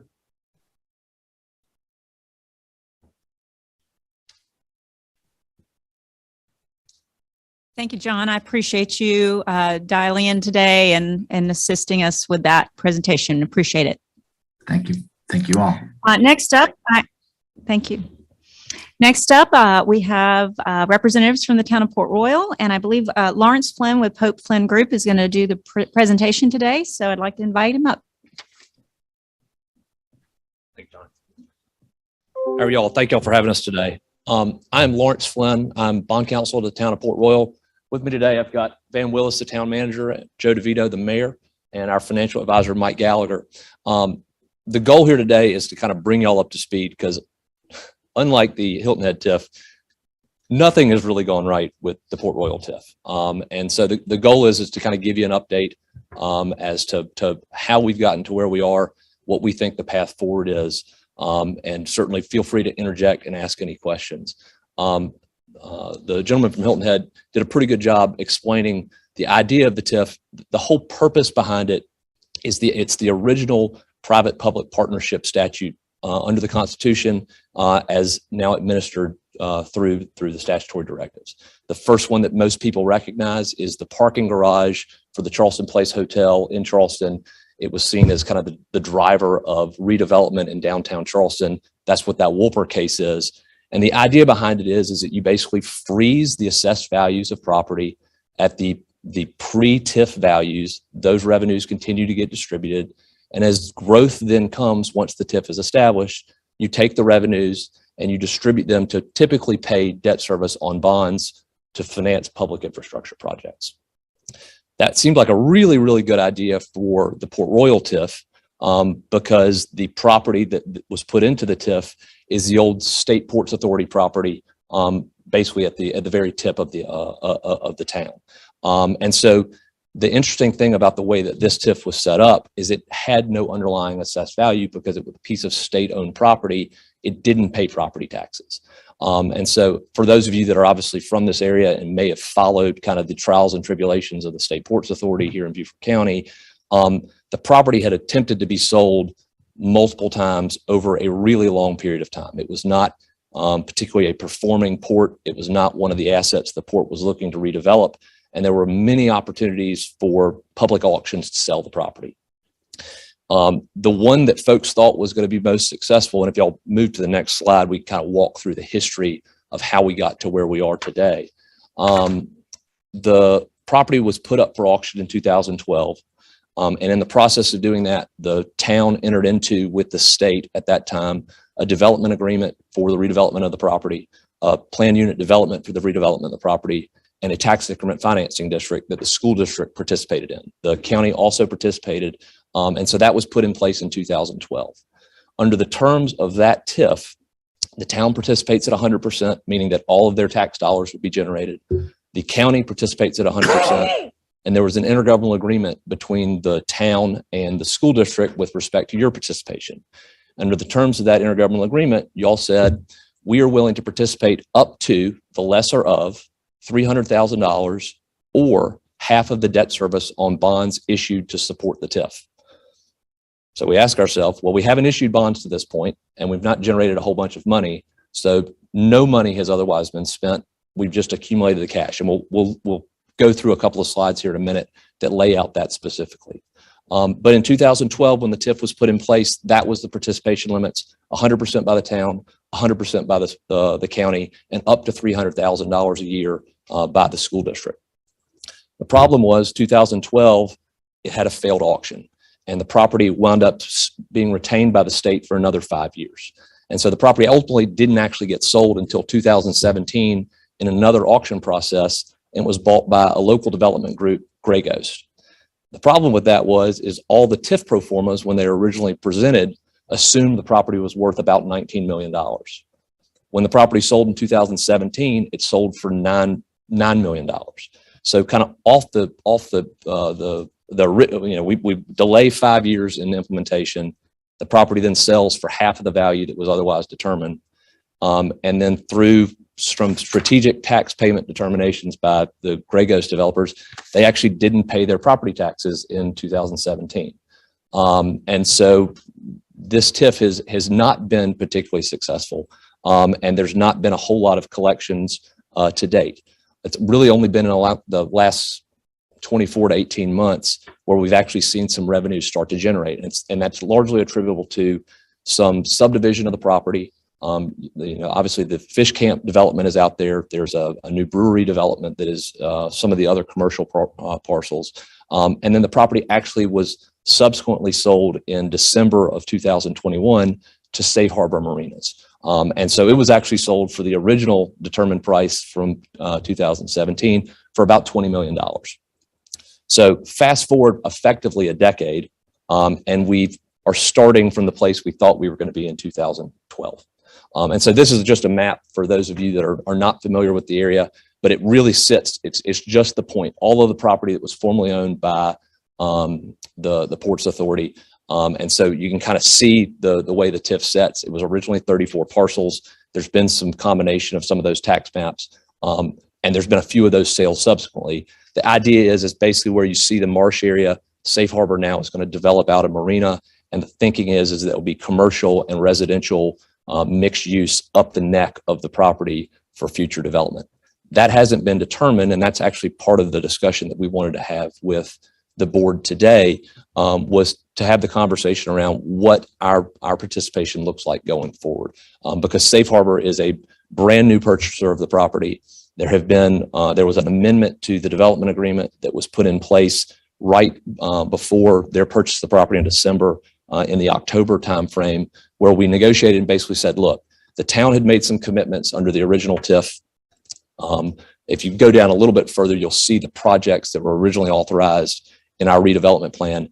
It was assumed that this would be done. If you keep clicking through, I'm not sure who's in charge, but all right, perfect. If this was there's some tables in there, and we don't want to get too deep in the weeds on the number. Those were the original projections. Obviously, none of those have come to fruition. If you go to the next one, this was the original plan. So there was $10 million worth of projects that were intended. And as y'all may be familiar, within a TIF, all of the projects have to be publicly owned. And so everything that is on this list was the assumption that we would issue multiple series of bonds over the 20-year period of the TIF from 2012 to 2032 to be able to hopefully fund the majority of these. If you go to the next slide, the original assumption is that we would issue a first series of bonds to do roughly $3.6 million worth of improvements. And you'll see it's roads, it's water and sewer, it's core infrastructure for a site that is in very bad need of core infrastructure to develop the property out the way that was anticipated.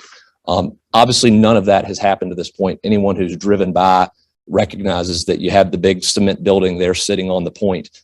There was plans for a hotel at one point. There are lots of kind of regulatory delays as to why that didn't happen the way it was intended.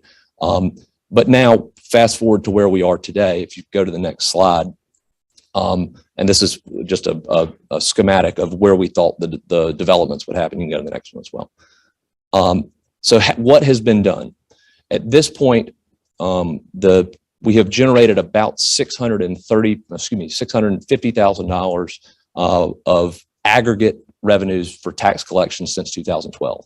Obviously, we didn't have any tax collections from 2012 to 2017. We then had to delay tax payment in 2017 from the payments not ultimately being made. And then as the property sold, a few parcels got subdivided and developed off. We've generated that in the aggregate. And so of that money, and we'll show you exactly what is attributable to the school district, you're about 50% of the tax base within the TIF in the town of Port Royal. And so 50% of those dollars are attributable to Beaufort County School District taxes. But under the way the TIF statute works, and stay on this one for just 1 second, you cannot use the revenues from a TIF for pay-go projects to do pay-as-you-go projects until you've issued an initial series of bonds. That's just the way the statute works. So at this point, no money has been spent because the town has not issued any debt.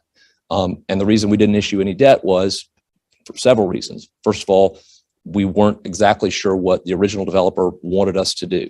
There were conversations around building in some core infrastructure for roads and water and sewer, but we never received the master plan that was necessary for us to take the next steps.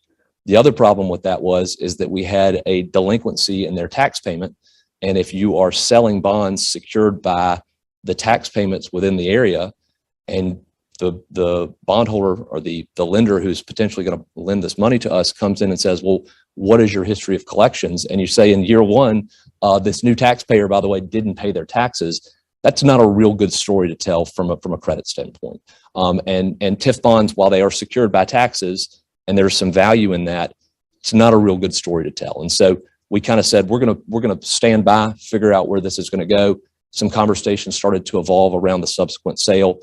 And so the only money that has actually been spent on site, the town spent about $1 million of its own money through the insurance proceeds related to the fire at the shrimp dock facility.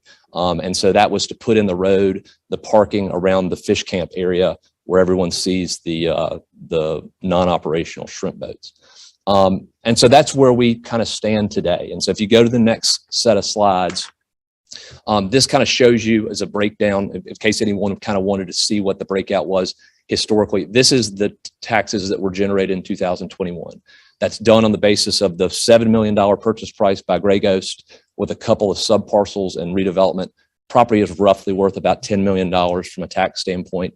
And you'll see of that money, it generated about $230,000 of taxes. The school district's portion of that is about $120,000. If you flip to the next one, we kind of took that same pro forma, project out the $20 million purchase price by Safe Harbor, which did close in last tax year which would be beneficial because it'll actually mean it hits the tax rolls for collection in January of 2023.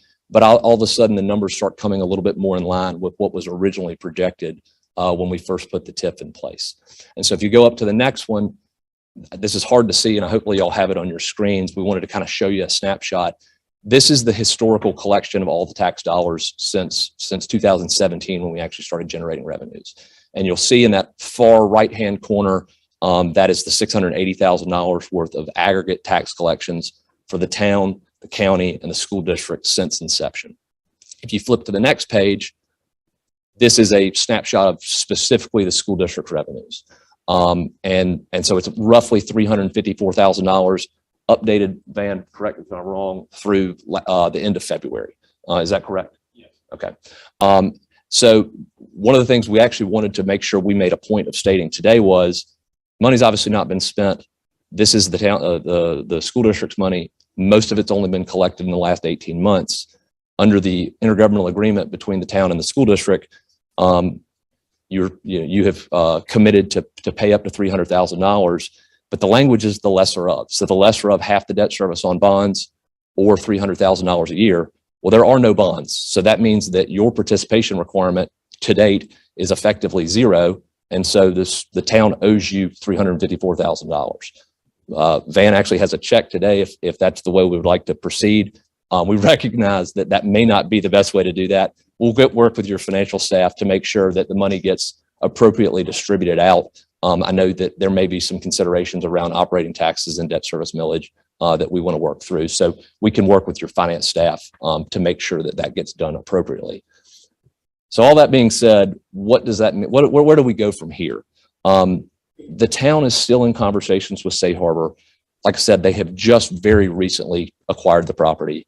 They have talked to us about potentially scrapping the existing development agreement, starting over from scratch, setting out the new parameters for their development, which Safe Harbor is a marina operator. They're the largest marina operator in the country. They own the downtown Beaufort Marina. They own the Charleston City Marina. They own, you can get on their website and see they are a very large, well-known, renowned marina developer. We feel very comfortable about them being a part of the project. What they are not is a commercial or residential developer. And obviously a portion of this property is going to be commercial and residential, largely largely residential. So we want to start working through with them what their needs are for the development of the rest of the property. We don't know who that the residential developer is going to be yet. And so as we sit here today, we're certainly not asking for any action by the school board. In fact, we want to make sure we get you all your money back. But we would like to have the fair opportunity to receive the benefit of the original discussions that we had around getting a 20-year TIF. And so we would like to make the request, or at least start the conversation around potentially extending the Port Royal TIF by at least another 10 years, maybe starting over from 2022, adding a 10 years through 2042, basically because we're starting over from scratch. We through, I would like to say no fault of our own, wasted 10 years. And it was stuff that the town just wasn't able to otherwise, kind of drive things home. We can't control who purchases the property. We can't control if and when they pay their taxes. We can't control the way they develop. We had the PUD in place. We had some requirements around them giving us site plans that ultimately never were developed. But we're now very excited about the new development team and think this could be really successful. And one of the conversations around Safe Harbor buying this property was they recognized that the TIF was in place and that this conversation was probably long overdue to start having the conversation around what we can do to potentially refocus the efforts around getting the TIF extended, what the commitments that the town can make to fund some of the initial infrastructure on site. That's going to be through interconnectivity, road infrastructure, water and sewer, some pocket parks, having some public dock space within the marina. All of those things are still on the table and part of the discussion. And we would obviously make sure as we continue to have those discussions and make whatever promises there may be about funding core public infrastructure, y'all represent effectively 50% of the funding stack. And so we would like y'all to have a say in that as we make discussions about how we move forward. And so right now we're not We're not prepared to tell you what that is because we don't know what it is. And we want to continue to have that conversation with them so that we can come with a more robust and formal proposal that says exactly what we intend to do based on what we now know are pretty hard and fast numbers. Because as soon as the marina goes in, as soon as we start getting some sense of what the residential development is going to look like, that $20 million purchase price, when properties start going vertical, is going to be a lot more successful. So to potentially preempt the question from Ms. Boatwright as to how that benefits the how that benefits the school district. What I would say is, my understanding is that some of these school district assets in the Port Royal area are underutilized. And that the hope would be that there are some new students that could potentially be generated from this. But we're also not asking for 100% participation. We're not asking to, change the numbers. The thought would be we'll stay at the $300,000 cap, recognizing that, there's been a lot of inflation since 2012, but you can already see, basically based on the purchase price of the property today, you're almost to that you're at $250,000 worth of taxes. And so as soon as things start going vertical, it's spreading the wealth. We're going to see that value. And if we can help the developer by putting in some of that core infrastructure, expediting a development that is long overdue, you're going to see the back end benefit of that. You're not going to have to wait till 2042 to see the benefit of the tax growth because the revenues are going to be there today. So with that, I know that was kind of a long-winded spiel, and I promised Ms. Crosby that I would be as quick as I can, but I'm a lawyer and I typically get paid by the word. The mayor's coming now too. So yeah, Lawrence, thank you very much for updating you. And I just wanted to take a moment, first of all, to thank you so much for working with the town originally, and then once again, working now. And some of the things that Lawrence was talking about and hearing some of the questions I heard earlier about how does it benefit the school. One of the things that we did in the new development agreement with Safe Harbor is we moved parks and open space up on the list. So that is one of the first thing the TIF is going to be able to pay for.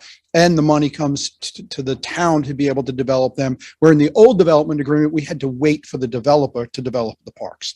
And when you think about Port Royal and what we have with the Cypress wetlands and how we use that with the schools and the schools come out there, now we're going to be connecting that to what's going on along the Sands Beach and what happens there with the shark teeth findings and everything that goes on there. We're connecting all of our open land so that it benefits everybody, the school kids that are in our town and the people that come to that town. So we thank you. We're glad to have, we really were thinking about the really big check and presenting it in the photo, the whole bit. Yeah, they talked us out of that. But, once the new agreement came in place and things started happening, Lawrence and Van and I sat down and talked about, so we have to figure out what's happening. And one of the things we realized right away is we owed you the money, and we wanted to get to that point as quick as possible, return that so that you can understand how we're going to move forward and get this project moving. We're very excited. 17 years. He said a long time, 17 years to sell that port. That's how long the town worked on that. And now we've been sitting for 10.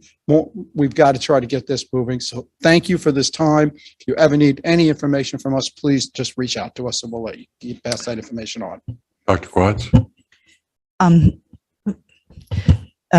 Thank you, Mr. Flynn and the mayor. So I have a question I don't quite understand. So on slide 12, where you've got the anticipated TIF for 2022, you have the based on the current assessed value of 1.7 million, and this includes the recent sale at 20.5 million. And as I recall, assessed values, and Tanya can correct me if I'm wrong, can only increase, I think it's a total of about 15% over 5 years on property. But then once it's sold, there's a readjustment. Why isn't a readjustment here? There is. That is only showing the tax values associated with the sale for the Safe Harbor property. So there's not a ton of other development. There's probably another $1 million worth of market value property in the area. So those numbers are kind of a rough approximation because they're forward looking. But yes, so the 15% only applies to property that is has not been substantially renovated or had a subsequent sale. So this is just making the assumption at just the Safe Harbor purchase price, what is going to be generated off of that sale. Okay. I'm sorry if we weren't clear about that. Okay, thank you. That explains it. Mr. Earl Campbell? Yes. You mentioned that from 2012 to 2017, no tax was paid on the property? Yes, sir. Who had owned the property at the time? The South Carolina Ports Authority. So it was owned by the state. It was a tax exempt property. Oh, okay. Because the Ports Authority still owned it. Okay, thank you. Fidrich? I'd like to extend an invitation to every board member here to come to Port Royal and to walk around, and you will see that the utilization of these dollars for the TIF will benefit our students. It will benefit our families. The roads, the infrastructure, everything that Mr. Flynn was just talking about, that Mayor DeVito was talking about, and Manager Van Willis in the back there. I fully support this TIF. I ask for everyone's support of this. And so, Mr. Flynn, let me ask you, with the redevelopment plans with Safe Harbor that are undergoing and underway, will the next 10 years of this TIF not suffice, or are you interested in a restart, a reset? We think a reset is necessary for no other reason than we are trying to capture the vertical growth and hopefully be able to pay it off quicker. And so, again, that's part of the discussion. You know, I'd like to say here standing today that we'd add another 10 years. It may not take that. As we see what their development plans are and what the infrastructure needs are going to cost. Remember, those numbers are 10 years old at this point. Right. And so the water and sewer infrastructure is more expensive. The road infrastructure is more expensive. The park infrastructure is more expensive.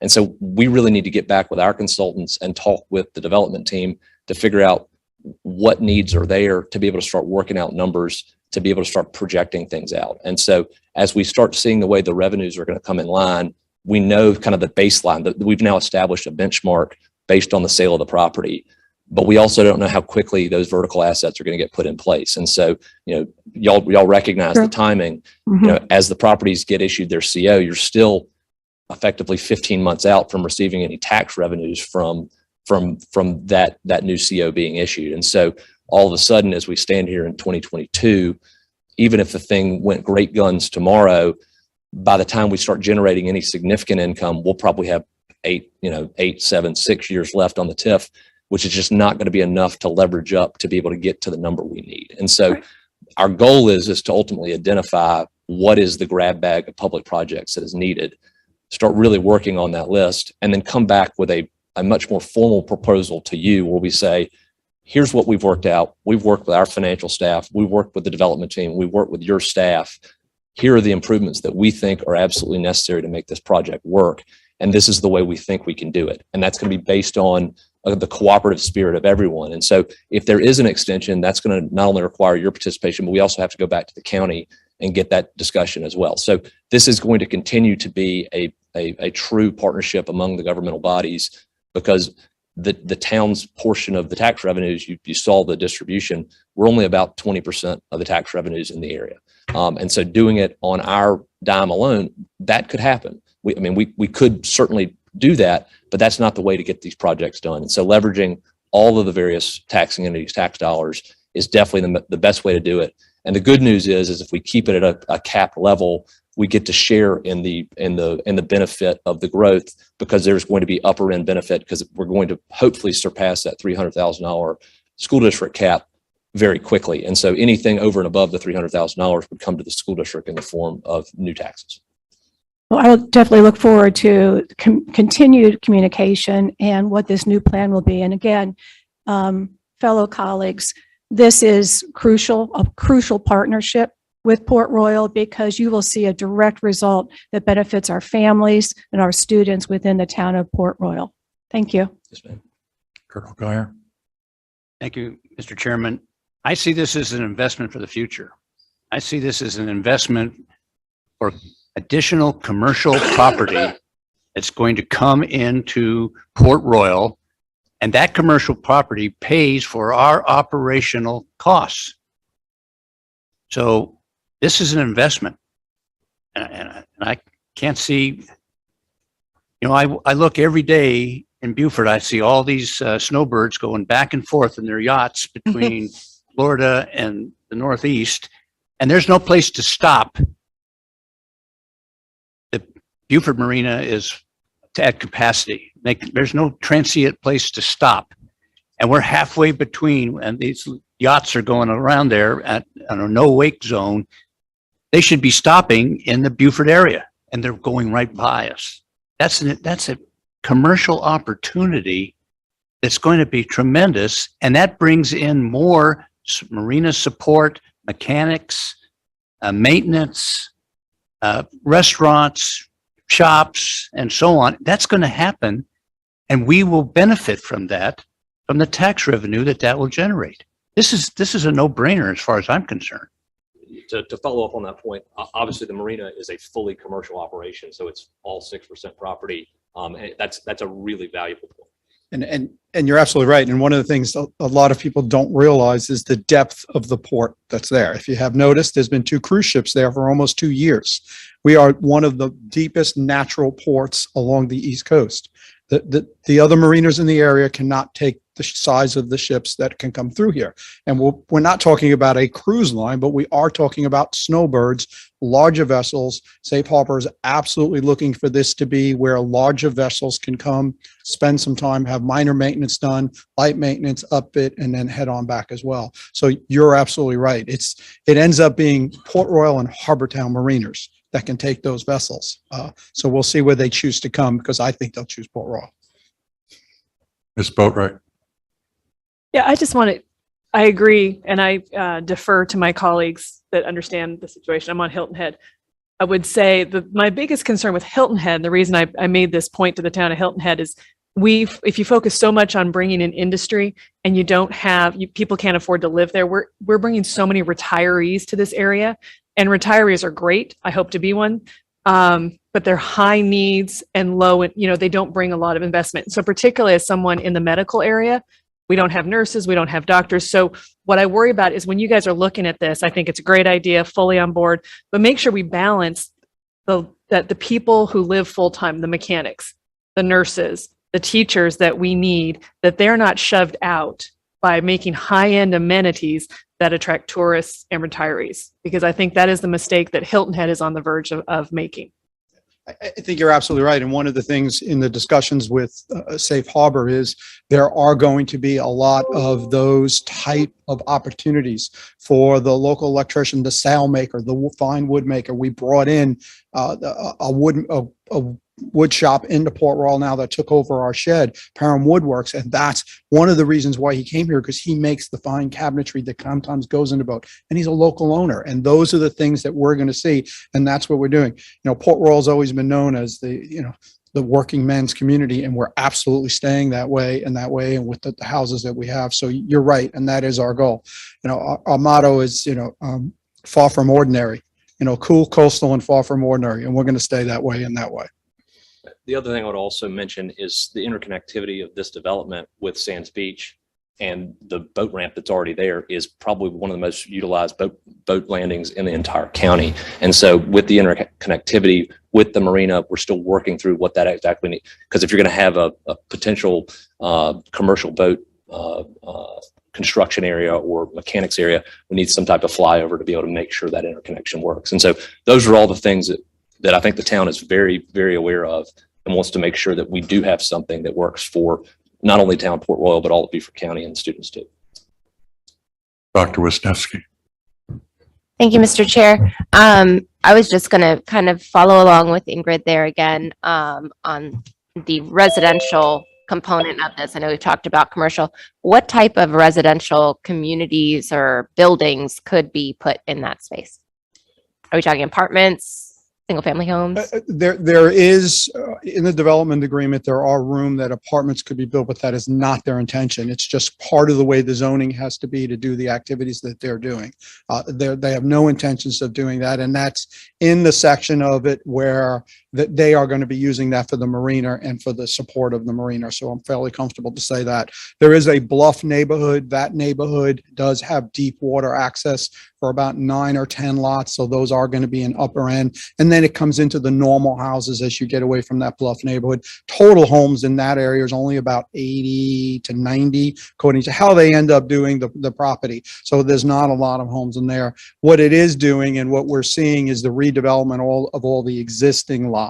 There was a lot of land in Port Royal that was not built upon that is now starting to be built upon, and it is your average home that we're seeing in our area. There is going to be a small commercial We don't know what they're going to do. There's a section between, if you know the area, Fish Camp and where the dock is, there's a section in there. It's been called, you know, the heart of the watermelon. It's been called different things. We're not certain what they're going to do there. The development agreement does allow them to do, they can do residential, they can do commercial. We think it's going to be some amenities for the docks, because if you think about some of the boats that are going to come in here, the crew actually leaves the boat while things are done, and they need some place to stay. So that may be some small homes and apartments that they can use, plus some amenities along with that. But what we're doing with the TIF dollars is enhancing the access for all of the rest of Port Royal, enhancing the parks is what the city side is doing, the town side is doing with that money, to enhance the reason for people that have always wanted to be in Port Royal to stay in Port Royal. So you're right, we're going to be looking closely. We're also working very closely with all of the governmental agencies on how do we deal with this issue of either affordable housing or available housing, however you want to describe that term. It's something that the town's very much involved with as well. And you've already seen some of that as the kind of infill multifamily housing along the 171 corridor, which is kind of in response to what people think is ultimately going to happen with the port development. It's just been a really long time coming. Thank you. Appreciate that. Okay. Just We get one more. Mr. Smith. Also, in terms of what Ms. Ingrid and Ms. Boatwright said, I definitely do agree with that.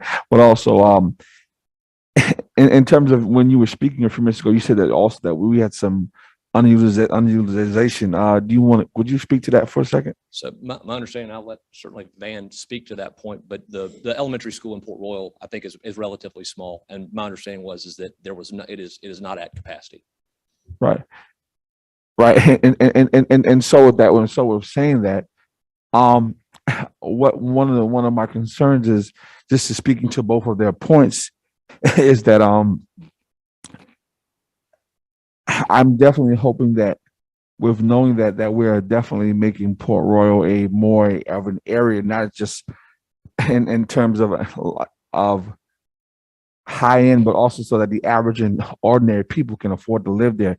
Because one thing that I do notice is that the Port Royal is beginning to become very expensive of living, and I've have talked to people about living in that area, and as well, and saying that it would be affordable. And then I started to look at myself, and I noticed that the cost of living in Port Royal is going up. So if we start to cater towards the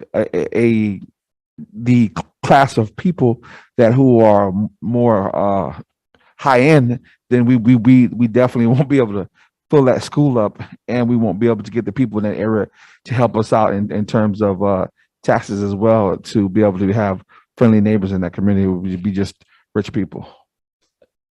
So I mean, Well taken. And I think that at the end of the day, it gets back to the mayor's point of building assets with the public dollars that are community connection assets. And so things that young families do want to move into the area and stay there and have jobs that, they obviously can work without having to drive all across the county. That's ultimately the goal. Right.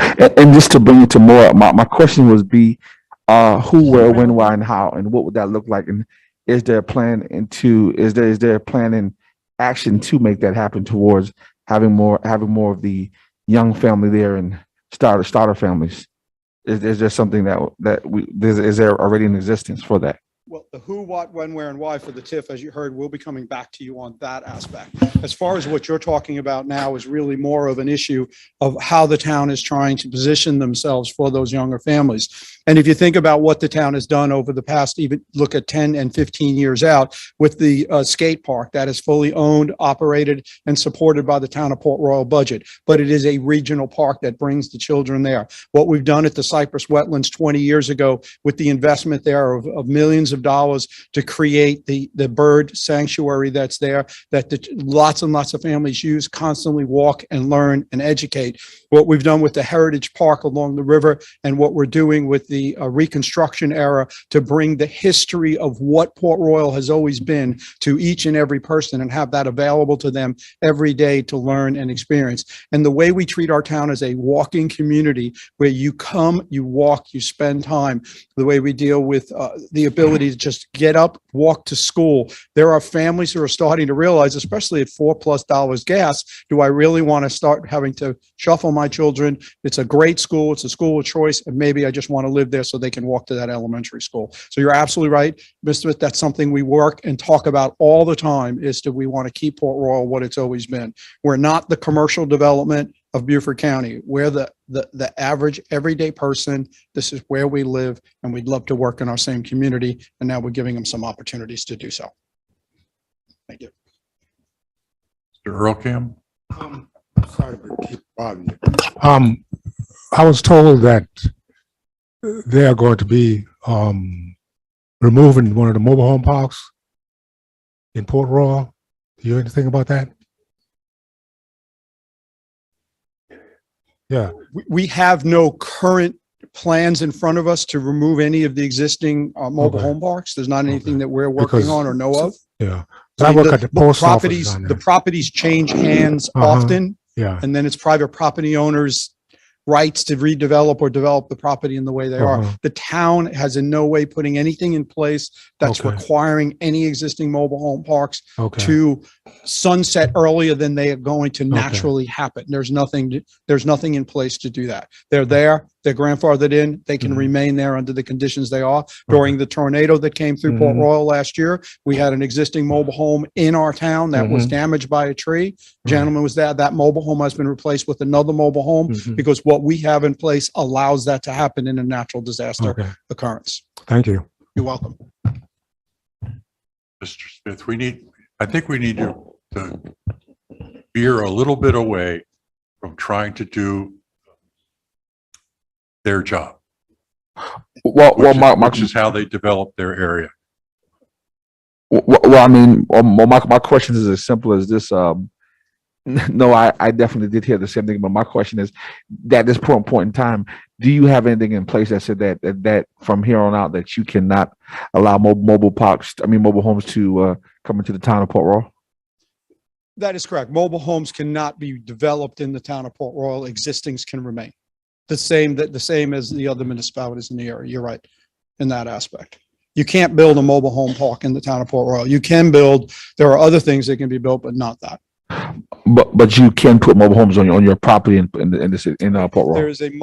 If there is a mobile home on the property, the mobile home can be replaced on the property. You cannot develop a parcel with a new mobile home at this time. Van, did I state that correctly? I want to make certain that there are a couple of locations currently in Port Royal that are zoned mobile. Correct. They used to keep that zone. Right. And we have case law. Can you come up to the mic? I want to clarify my statement. So existing mobile home parks can be developed as mobile homes. We have a couple of parcels of land that are mobile home parks that don't have mobile homes on them, but because they've kept that designation, they can put them there. You can't take a green field right now and subdivide that and build it a mobile home park in Port Royal.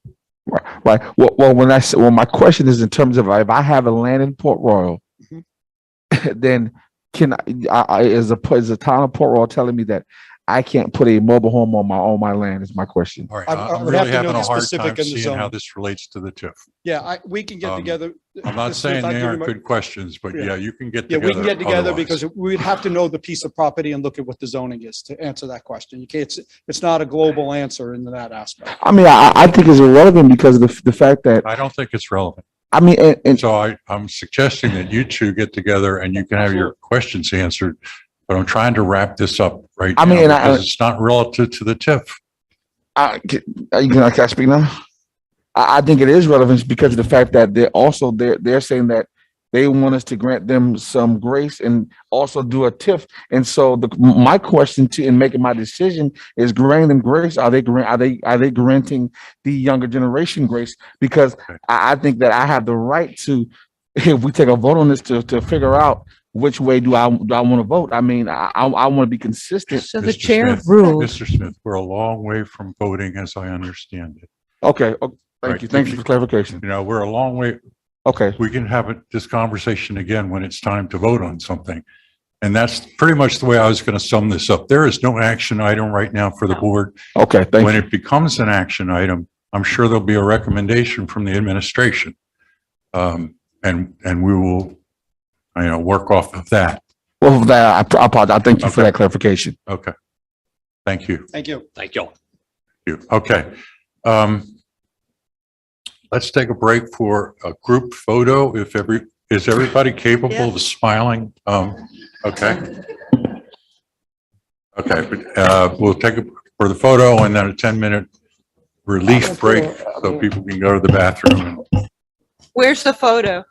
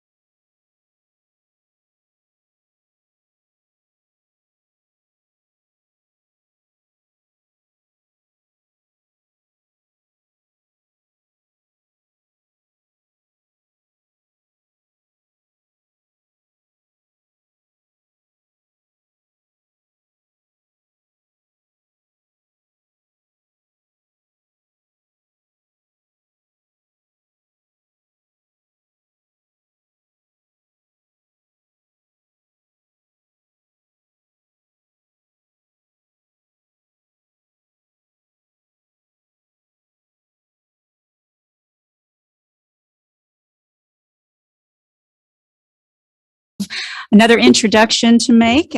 We are going to be discussing a budget update for the 22-23 school year.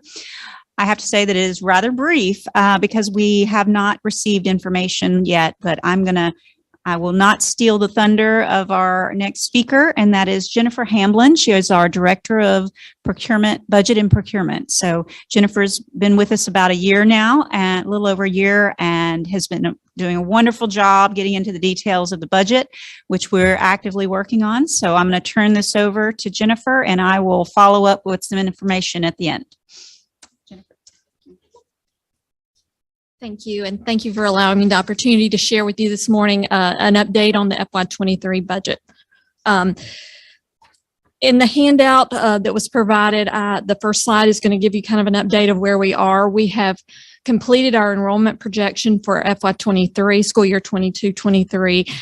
That enrollment projection drives several of the starting processes for the budget process, that being our school allocations of non-salaried operating cost funds, and as well as it begins our staffing conversations regarding what we are anticipating for FTE needs for the schools. Those have been completed. We've had staffing meetings with all of our principals to discuss their needs, and we have received back both the school allocation information and the department requested funding for non-salaried for operating costs back, and those are currently being put into our budget module in preparation for the next steps within our budget process. So coming up will be primarily our revenue component of budget development and our salary and benefits component, which is basically the largest bucket of expenditures we have in our budget. I did want to share with you, this year we had the opportunity, I was kind of tasked with the opportunity, Tanya brought some information forward to me. We wanted to make sure in our staffing conversations that we're taking into account a weighting index so that we could develop a model to follow that would allow for our schools' core instruction or our teachers to be based on a allocation methodology. So we developed a weighted staffing model, and what this model did was it took our 45-member enrollment information that came from the State Department of Education, and it also looked at our pupils in poverty information, and we developed a weighting factor for each of our schools. So, and then we developed a metrics for what would be deemed as a high poverty school, a high poverty school, and a very high poverty school. And those metrics were used to drive staffing conversations. 55% and 55% to 75% is what we're going to deem as a high poverty school. 75% and greater is a very high poverty school, and anything below 55% is considered non-poverty. This kind of aligns with our Title I allocations so that we're seeing some similarity in making sure that the schools that have the greatest needs are have alignment. With the weighted staffing model, we developed that percentage for each school, and then we developed the model, and that is going to be on page 5, is the first model rubric, and that's for an elementary school. When we start our staffing conversations, the district has established a base staffing model. So basically that is a student-teacher ratio that is the acceptable number that the district has approved. What the weighting staffing model did was it took that poverty index and it adjusted that base standard for the poverty index. So for example, I'm going to look on page 5. If you're looking at a first grade in student-teacher ratio, we have a 22-to-1 is our base standard. When you move into the high poverty category, greater than 55%, we reduce that by 2 students. So it went from a 22-to-1 to a 20-to-1. Then with the very high poverty, we reduced it again by 2. So it went from a 22-to-1 as our base. Now we're at a 18-to-1. So what that does is that allows more FTEs in the building for those schools that have a higher poverty index. So I'm just going to let you breeze through. These models are for, for your information. Kindergarten, in elementary schools were a little bit more laid out because of their scheduling and the way that those FTEs work. For middle and high school, it works a little differently. Their scheduling model works a little differently. So we had to make sure we put in a planning adjustment for those. So the same methodology was put into place, but the variance varied a little bit because of that planning period. So it was for every poverty index, we reduced by 2 additional student teacher ratios. Okay. Do you have any questions? That's a lot of information. Any questions about how we did that? Bill Campbell. Yeah, I got. Okay, he can go.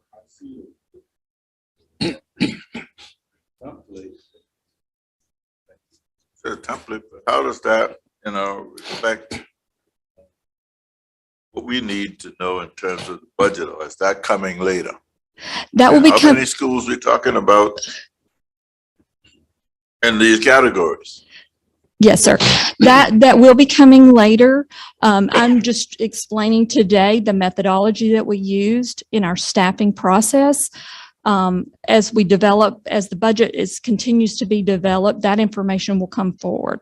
I will tell you that the impact, I think we have 8 or 9 very high poverty schools. Those schools saw FTE increases to accommodate for that poverty index. All right. Mr. Earl Campbell. Yes. In the high poverty schools area, wouldn't it be more beneficial to have bring that down to say 18?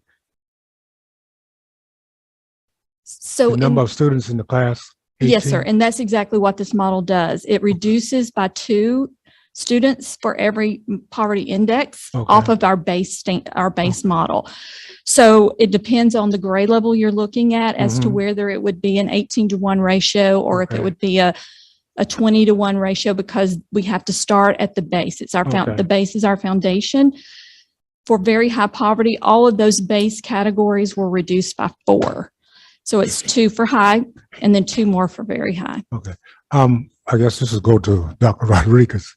Are we looking at putting the highly qualified teachers in some of these areas? That is one of the items we're actually working on strategy and incentive around trying to do some of that. Yep. Ms. Fidrich. Thank you. Dr. Rodriguez and your staff, thank you. This is something that we've been looking for regarding this ratio, teacher-student ratio, especially for our high poverty schools. So appreciate that.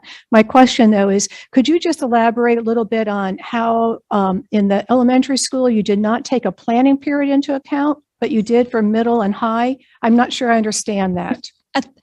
It depends on their scheduling. So those students don't change classes. And so the planning period is already built into the number of FTEs for middle and high. Those students move from teacher to teacher. So the master scheduling is a little different. So we have to make sure that is it a 3-period and 3-4, Tanya, right? 4-period day. And one of those periods, they get a planning. That does not happen that's not the way it's scheduled at the elementary school. Right. So I just want to make it very clear to anybody that might be listening. We do know and we make sure that our elementary school teachers do get a planning period. That is correct. Right. It is Thank you. built into the base formula. Got it. Yes, Thank ma'am. you. Thank you for that clarification. I appreciate it. All right. Mr. Smith. Oh, I'm sorry. And can you tell me when exactly is that planning period? That the elementary schools do they when they get that, and how is that? So done? that varies throughout the day. I mean, everybody's not on planning at the same time. It's not possible. Right, but what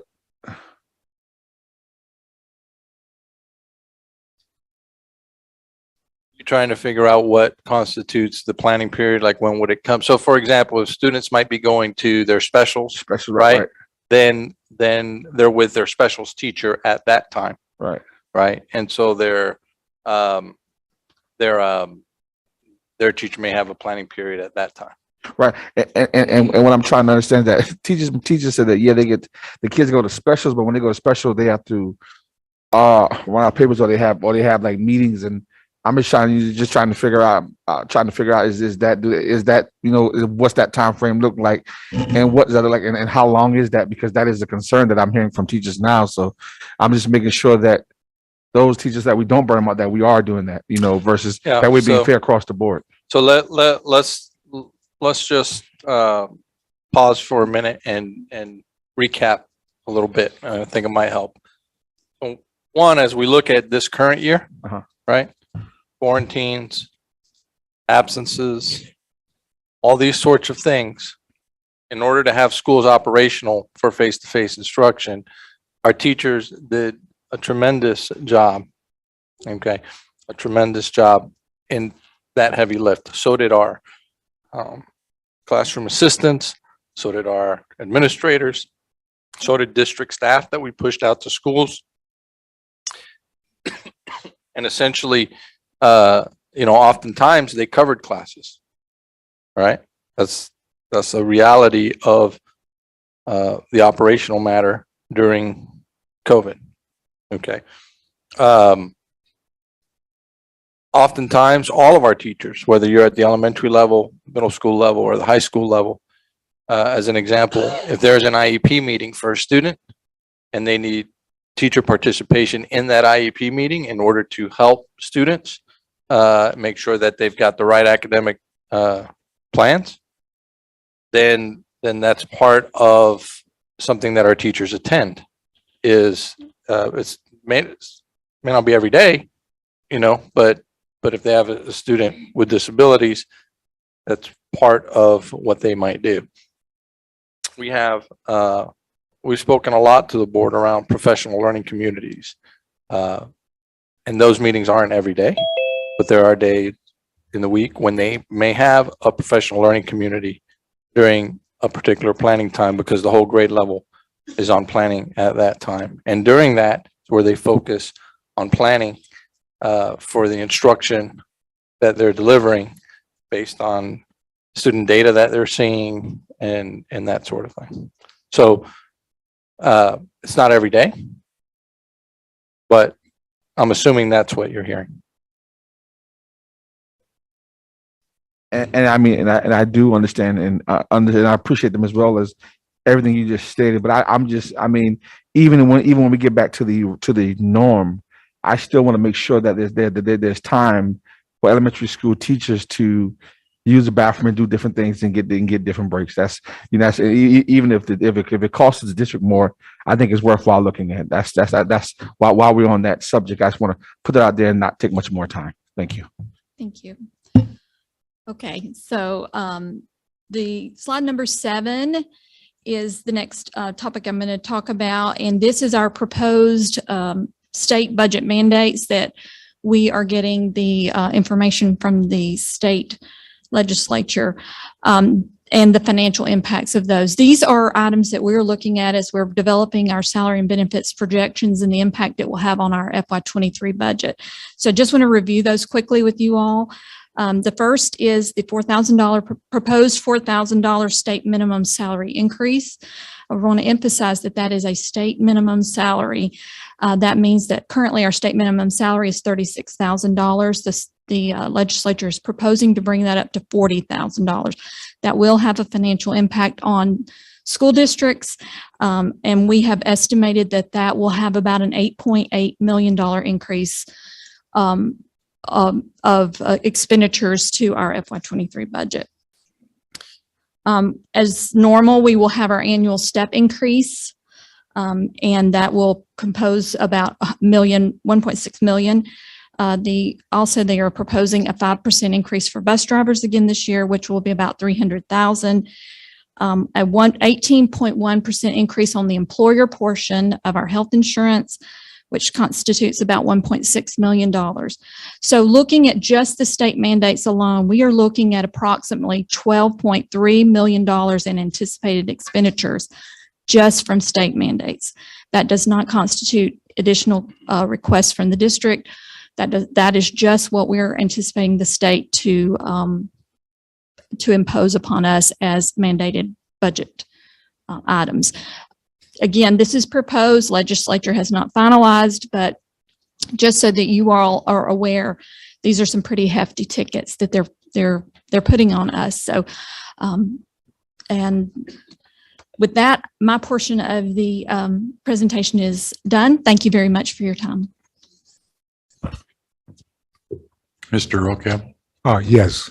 The $4,000 increase that the governor was talking about. Now, he said that they had extra money. Why would the district have to pay it? That don't make sense. Ms. Crosby's about to. I think she's about to take us down this path. Thank you for the lead in, Mr. Campbell. That is perfect timing. Actually, my portion in today, and I recognize that we're not bringing you solid numbers and solid summaries and per school ratios and that sort of thing today. We're still in the heat of gathering information from the state, which we have virtually received. We don't have very much information yet. We're actually supposed to receive some today. And we're also actively, the staff is actually working diligently on putting all the salary and benefit projections in and the other contracts and other expenditures as well. So we're still putting everything together, and then we're going to balance the revenues and the expenditures and see what we have and summarize those for the next meeting, and which is scheduled April 22nd. So we're bringing you an update of kind of what the process is and the models that we're using to build that budget. That's really all the information we have before us today. So the new proposed, the governor's education funding model it's designed to simplify the funding of education funding through a comprehensive funding model, and it's labeled the Aid to Districts or Aid to Classrooms program. So the goals of that program are to allocate funding on the costs, based on cost, to attain a statewide student-teacher ratio of 11.2. Now, that is a funding allocation, not what they actually intend for the class sizes to be. So I guess they redistributed based on what I expect is that they had a finite dollar amount and they backed into that number, basically, that was the staffing level, that funding level that they were able to provide allocations for every district within the budget. Factors that they used were the statewide number of teachers needed to serve the estimated students based on a number of 11.2, the average cost of a teacher, and the average teacher, they used the state minimum salary schedule for teachers with a master's degree and 12 years experience, which would be an average teacher salary. And then they combined multiple funding sources. They combined EFA, two pots of EFA in the general fund and 4 sources of funds in the EIA funds. Now, we currently transfer 2 of those directly into the general fund to pay for teacher salaries, but there are 2 additional funds that we had not previously done that. And that is the at schools EIA, students at risk of school failure, here on slide 9, the down third bullet point and the second sub bullet point there, and the aid to districts funding as well. And we use those funds to fund on a non-ESSER funds year. We would typically spend those to pay for after school programs and summer school and to supplement the summer reading program. So those are sources of funds that we would typically use. And there are several teachers in those funds on a daily basis as well that are funded from those programs. Those would now, all 4 funds would now be rolled into the general fund. And so as a result, the distribution on those funds typically are a 70%, 30% local is the formula. We know that Beaufort gets about 24% of the EFA funds, 24% of the state share of the EFA, but we typically get closer to 100% of EIA funds. So them being rolled together, anytime EIA funds are rolled into the index of tax paying ability formula, or any other source of funds for that matter, Beaufort will lose in that formula. So that is the key to this. This is all relatively complicated, but that's the key. EIA or any other sources that roll and are connected to the index are due to Beaufort's perceived wealth at the state level through the index of tax paying ability formula will lose funding. So the next slide, I'm not certain if you all received a copy of the state's education funding model. I can certainly get that out to each of you. I believe the School Board Association may have, did they send that to you? A copy of the PowerPoint document? It doesn't seem like it. So I will send that to you. It's relatively complicated, but you will see some of the same information, but it does list every school district and what the calculations came about. And so the current funding model for Beaufort, they designated that we were receiving state funding in the amount of $41.8 million through the general fund dollars and those through the current general fund dollars. The proposed funding model actually had Beaufort losing $1.2 million. And so in this funding model, 5 districts across the state, I believe of 80 districts, were negatively impacted by this new formula, and Beaufort being one. And so the state proposed to hold harmless districts that would be negatively impacted by this formula. So that a hold harmless typically is a 1-year proviso and would have to be defended by our legislative delegation and to continuously provide that hold harmless dollar amount. It's actually a source of funds that comes to us called hold harmless, but it would have to be defended annually during budget time, which does shift some focus away from other bills that are occurring, in the legislative process. So not necessarily, it's good news that we are held harmless. It may be a little bit of work for our legislators to keep those dollars in there. And then the state added in, I believe, an additional source of funds. I think it was $100 million of state general fund money into the funding model, into the state budget for education, in order to help bring the teacher salaries from $36,000 minimum teacher salary at the state level to $40,000. So with that calculation, and while we do appreciate the concept of increasing teacher salaries, and there being a tremendous focus on that this year, Beaufort's allocation amounted to $700,000. So that includes funding for the salary increase. So with that, Ms. Hamblin just showed you. Yes, sir. So the expectation on the $4,000 increase, 700,000 isn't going to get you there anywhere near it.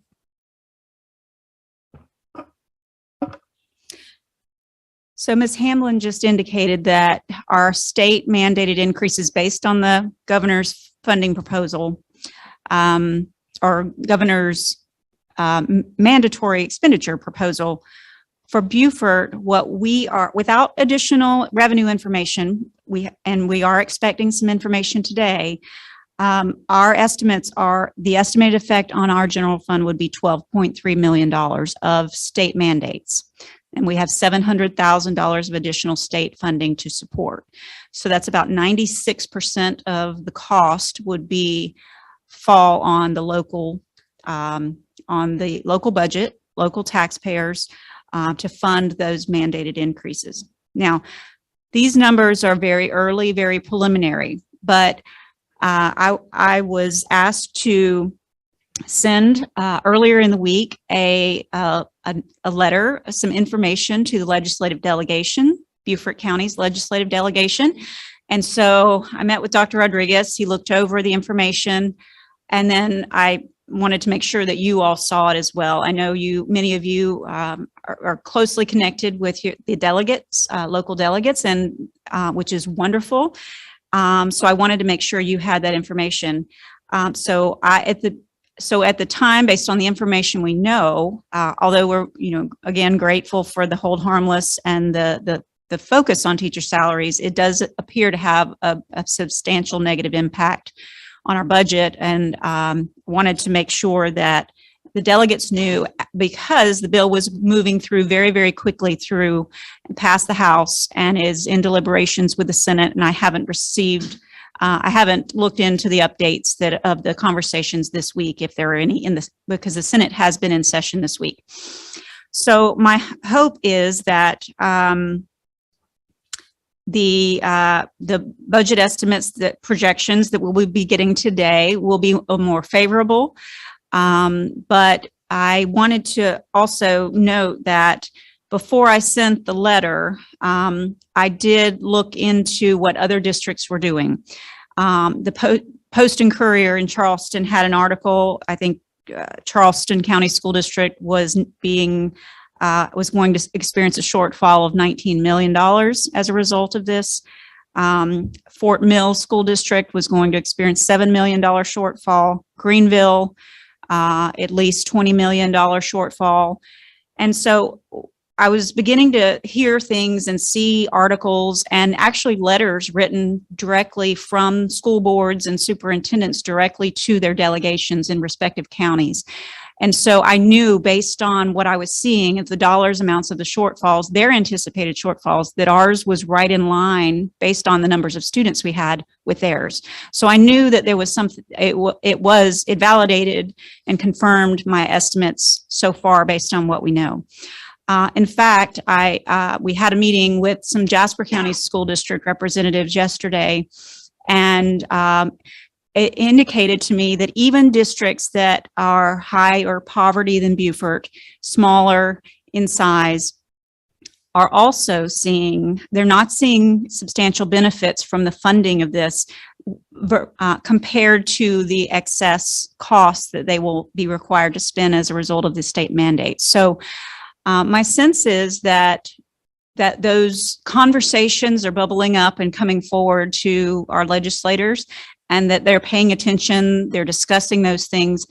And my sense is, and my hope is, that there won't be any rush to pass immediately. I know that once they leave the Senate, it will have to go to conference committee as well. I don't know the timing of those conversations, but so those are conversations we're continuing to have with our legislators. I think one of the key points here is that even though we are just one of 5 school districts that the new funding formula is impacting with that $1.2 million hit, that the real hit is larger than that. And even school districts who are benefiting from the new funding formula are also getting hit at the moment as well, because of these other items that Tanya's talked about, with that $4,000 increase, with the benefits that have to be looked into, worked into that. The whole picture in our case is 12.3 million. In the cases of others, so more than just the 5 are getting hit on this. Mm-hmm. So are there any questions or comments on the new funding model before I move to one last Sure, topic? I don't have any question. I just have a comment. And Mr. Chairman, I think we need to sit down and talk to the delegation, the whole delegation, because not only this, but they're talking about other stuff that they're talking about passing up in Columbia, and they don't come and talk to us about it. Sure, I can talk to one person on the phone, but that's not what I want to see. Why can't they come and sit down and talk to us as a group?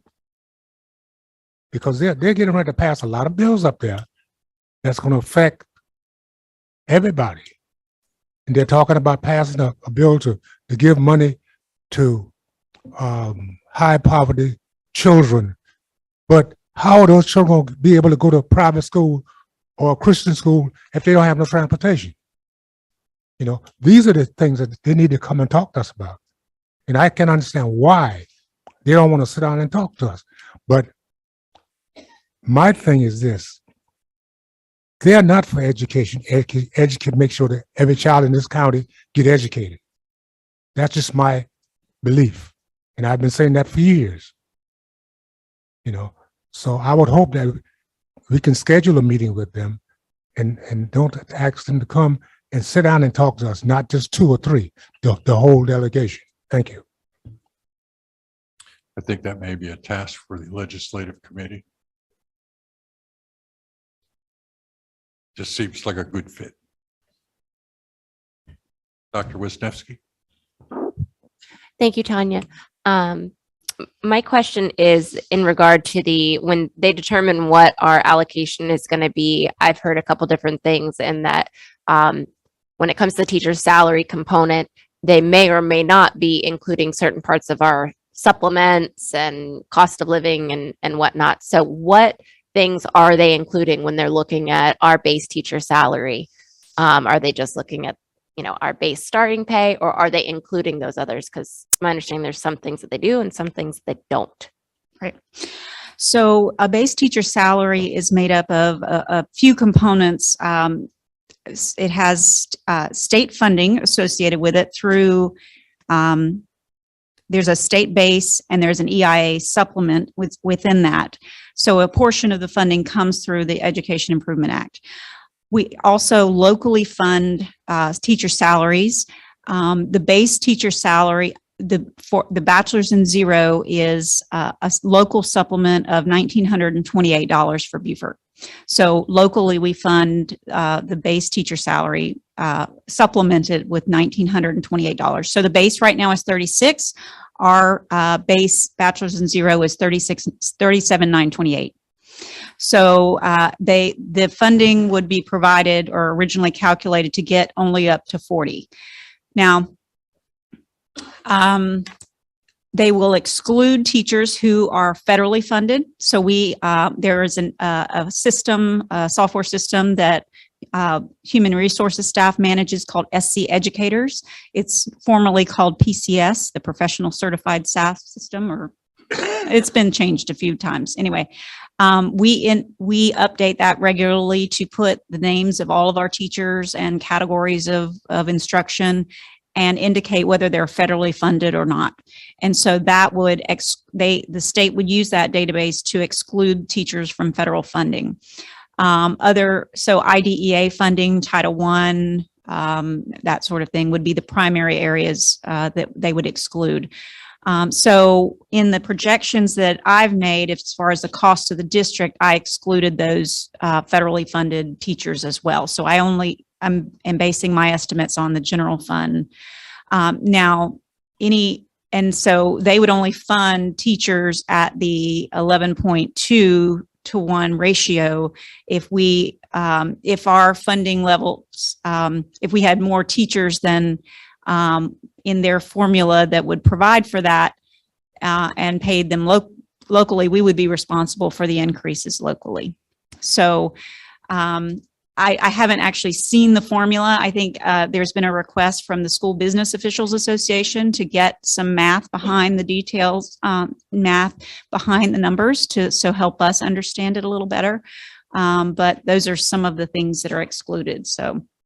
But I think we're pretty sure that the locality supplement isn't a part of that. Right. The locality supplement is 100% funded by our school district and local And is funding. that included in the 1,000 that you mentioned? It or is no? not. That's in excess of that. So our base salary does not include the locality supplement. I think that was part of the conversation that I had with someone recently, was that the locality supplement is when the state looks at how much they're going to give, they look at what we've been giving. And that since that's not considered a part of what we've been giving and it's not permanent, it's something that is, renewed every year or whatnot. The reason they won't give credit for that or include it in their calculations is because it's not permanent, was my understanding. Is that correct? That's correct. Thank yes. Mr. Melcamp? Claire, clarify my mind. Are you saying that state is proposing 12.3 million increase to our budget, and they're actually giving 1.2 million? That is my estimate at this time. Yes, sir.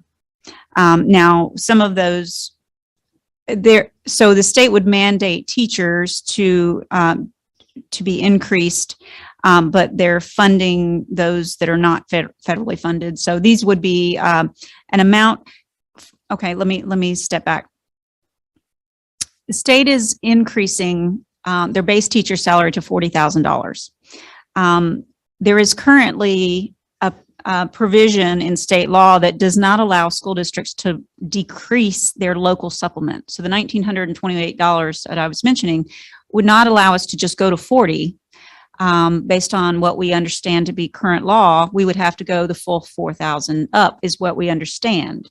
Now, there could be a waiver of the local supplement, and my latest had a conversation, or was given some information from a staffer with the legislature that there was not an expectation that we would fully have to be required to keep that local supplement in full, that we would only be required to go to 40. But I think the expectation as folks at the information is delivered would be otherwise. So so from what we understand, these estimates are based on a full $4,000. Follow-up question. How much is that worth, that 19 supplement times how many teachers have to be raised? How many is that worth, millions or no? Well, every cell of the teacher salary schedule is a different supplement. So I'd have to think about that for a minute. How many is below the level and what it would take to increase to that 40,000? Yes, yes. I'll rest. Other questions later. Okay. Come back. Okay, Mr. Smith? Mr. Scribe, in terms of comments you made recently, to help you to continue your work, what are you looking forward to from the board?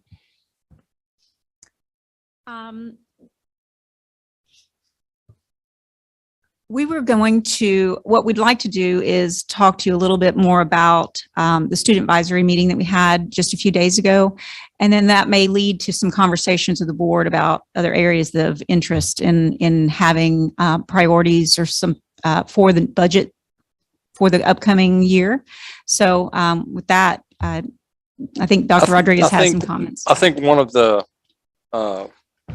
main things we're looking for from today's conversation, I think, is really essentially to give you the lay of the land as we understand the lay of the land at the moment, without understanding that portions of revenue have not been completely defined yet, right? So, but we still have to move forward with our process, right? So we just want to make sure that you understand the implications of a new funding formula, and two, any legislation requiring increasing salaries and all of that. I think we all want that, right? And I think I've seen the way that many of you have responded to many of our teachers that have reached out regarding salary, that's a priority for us as a board and as a district, right? And as the administrative team, it's a priority for us. And so we just want to, as we move into this and we get deeper into the budget piece, I think the main thing out of today is to make sure that you have an understanding of the lay of the land as we understand the lay of the land at the moment. Okay, I think that's an important piece. And I'll share with you just this week, you know that I have student advisory meetings. I meet with students from the high schools across the county. And in those student advisory meetings, I usually do them twice a year. and gather a lot of really valuable information for us, for the system around, what students see and identify as needs, and what are some of the experiences that they have that help us also make adjustments and try to meet those needs. Well, this week we did something new as part of a student advisory, which to my knowledge hasn't been done here, and to my knowledge I don't know any other place in the country that has done it. But that is to hold a session with representatives from those student advisory groups from each school regarding a budget process, and to give our students a voice within that budget process in terms of identifying some of the priorities that they see and that they identify themselves, and needs that they have. I set the stage by reminding everybody that within school districts and schools, that there are students with a variety of needs, and that they should keep in mind and think about the needs of different students within their schools as well, right? And so we talked a lot about that, and we gave them an opportunity to first brainstorm individually, then broke them up into groups that were a mixture of students from different schools, and then had them have a collective conversation at their table about what they brainstormed about, and then as a group report out on that conversation, and then gave them an opportunity to highlight some of those needs they identified within a given set of buckets that things typically fall under, and then a special bucket at the end with the term other, in case it didn't fall nicely within any of those particular buckets.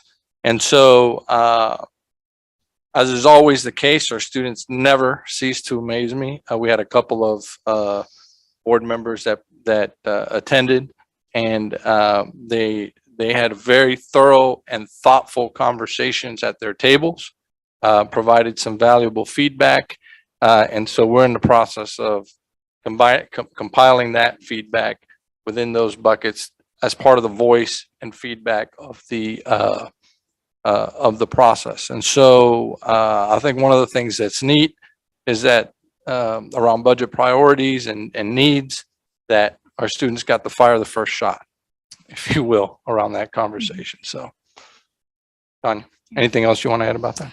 Well, Ms. Goodrich go ahead. has a question. Is it in line with it? I do, but it's not along this line of what Dr. Rodriguez, so I can wait. If you were going to add something, can I wait, Chair?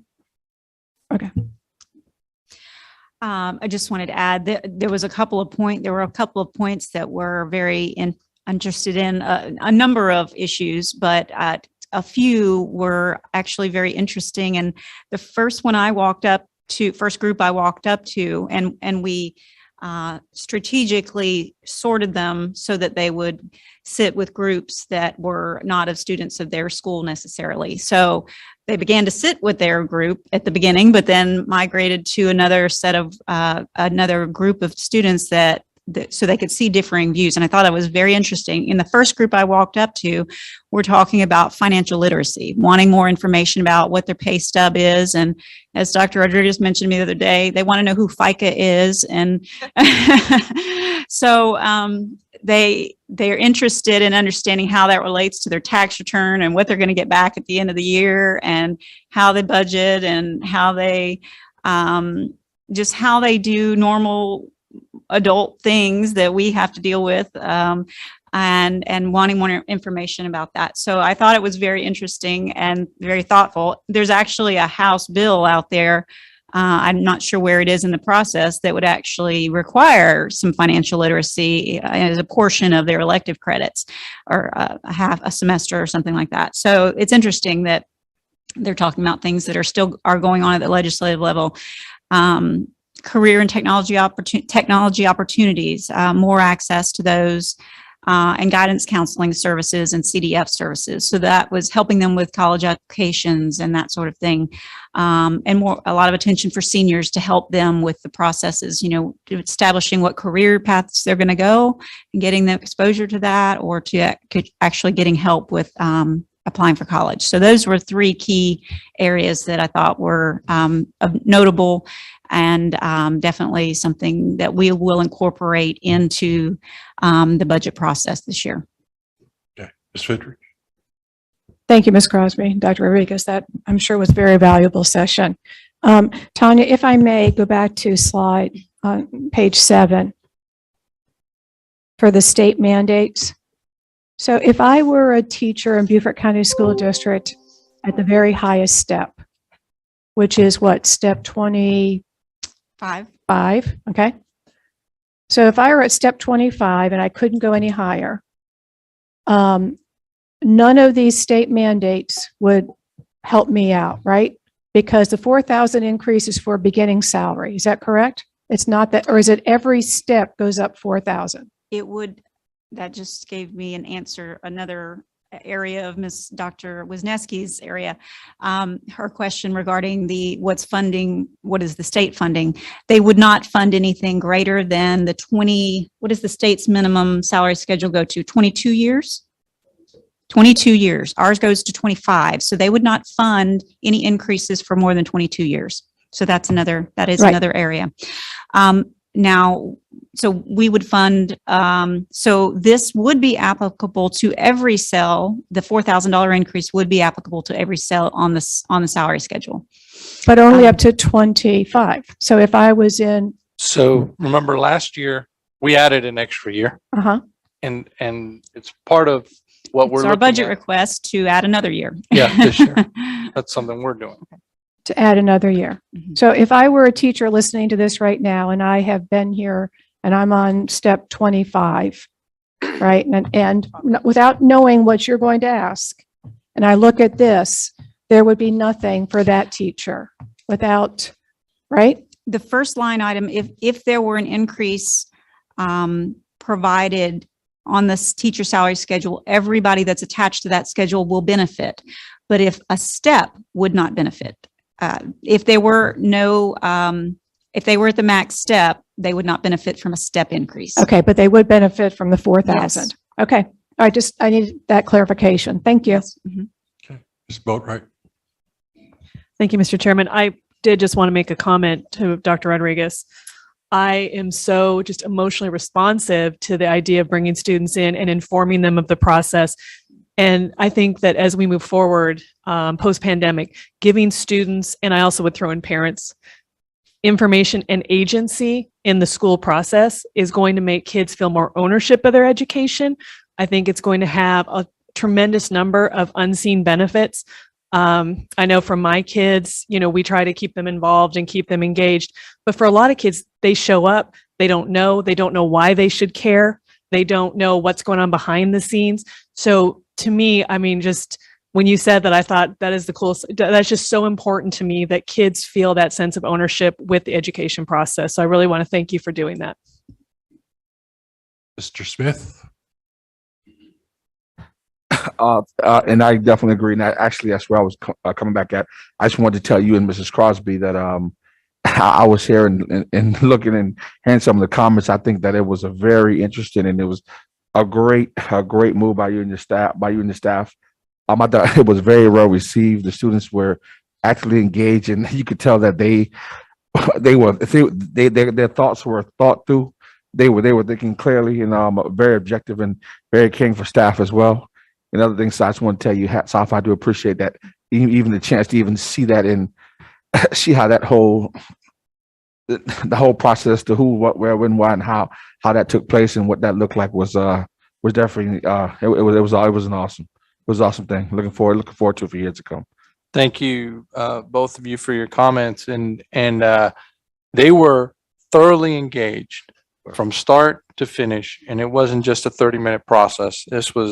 We were there here a couple hours. So And also, Mrs. Crosby, one of my questions I was going to ask you, you stated earlier that other boards send letters. In terms of that, do you see us at that point yet?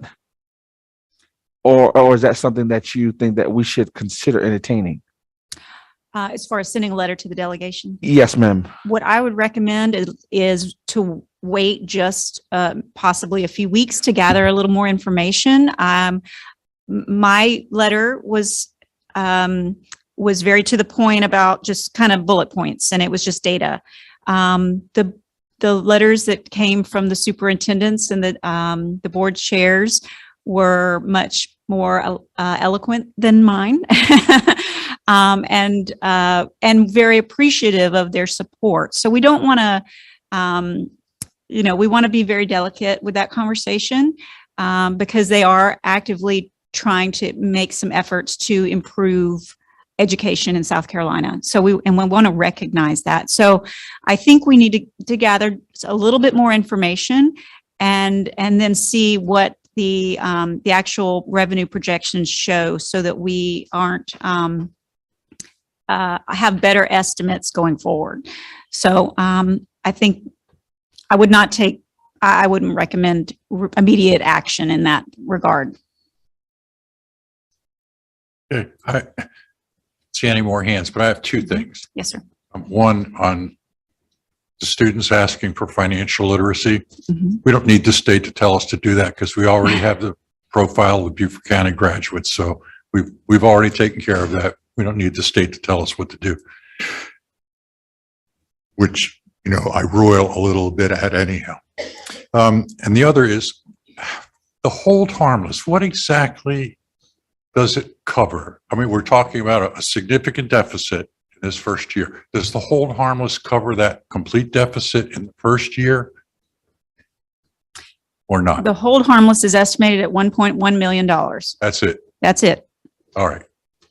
'Cause I know that the headline sounds great. Increased bus driver salary, increased teacher salary, and we're going to hold the districts harmless. That's the headline, right? And it's an election year.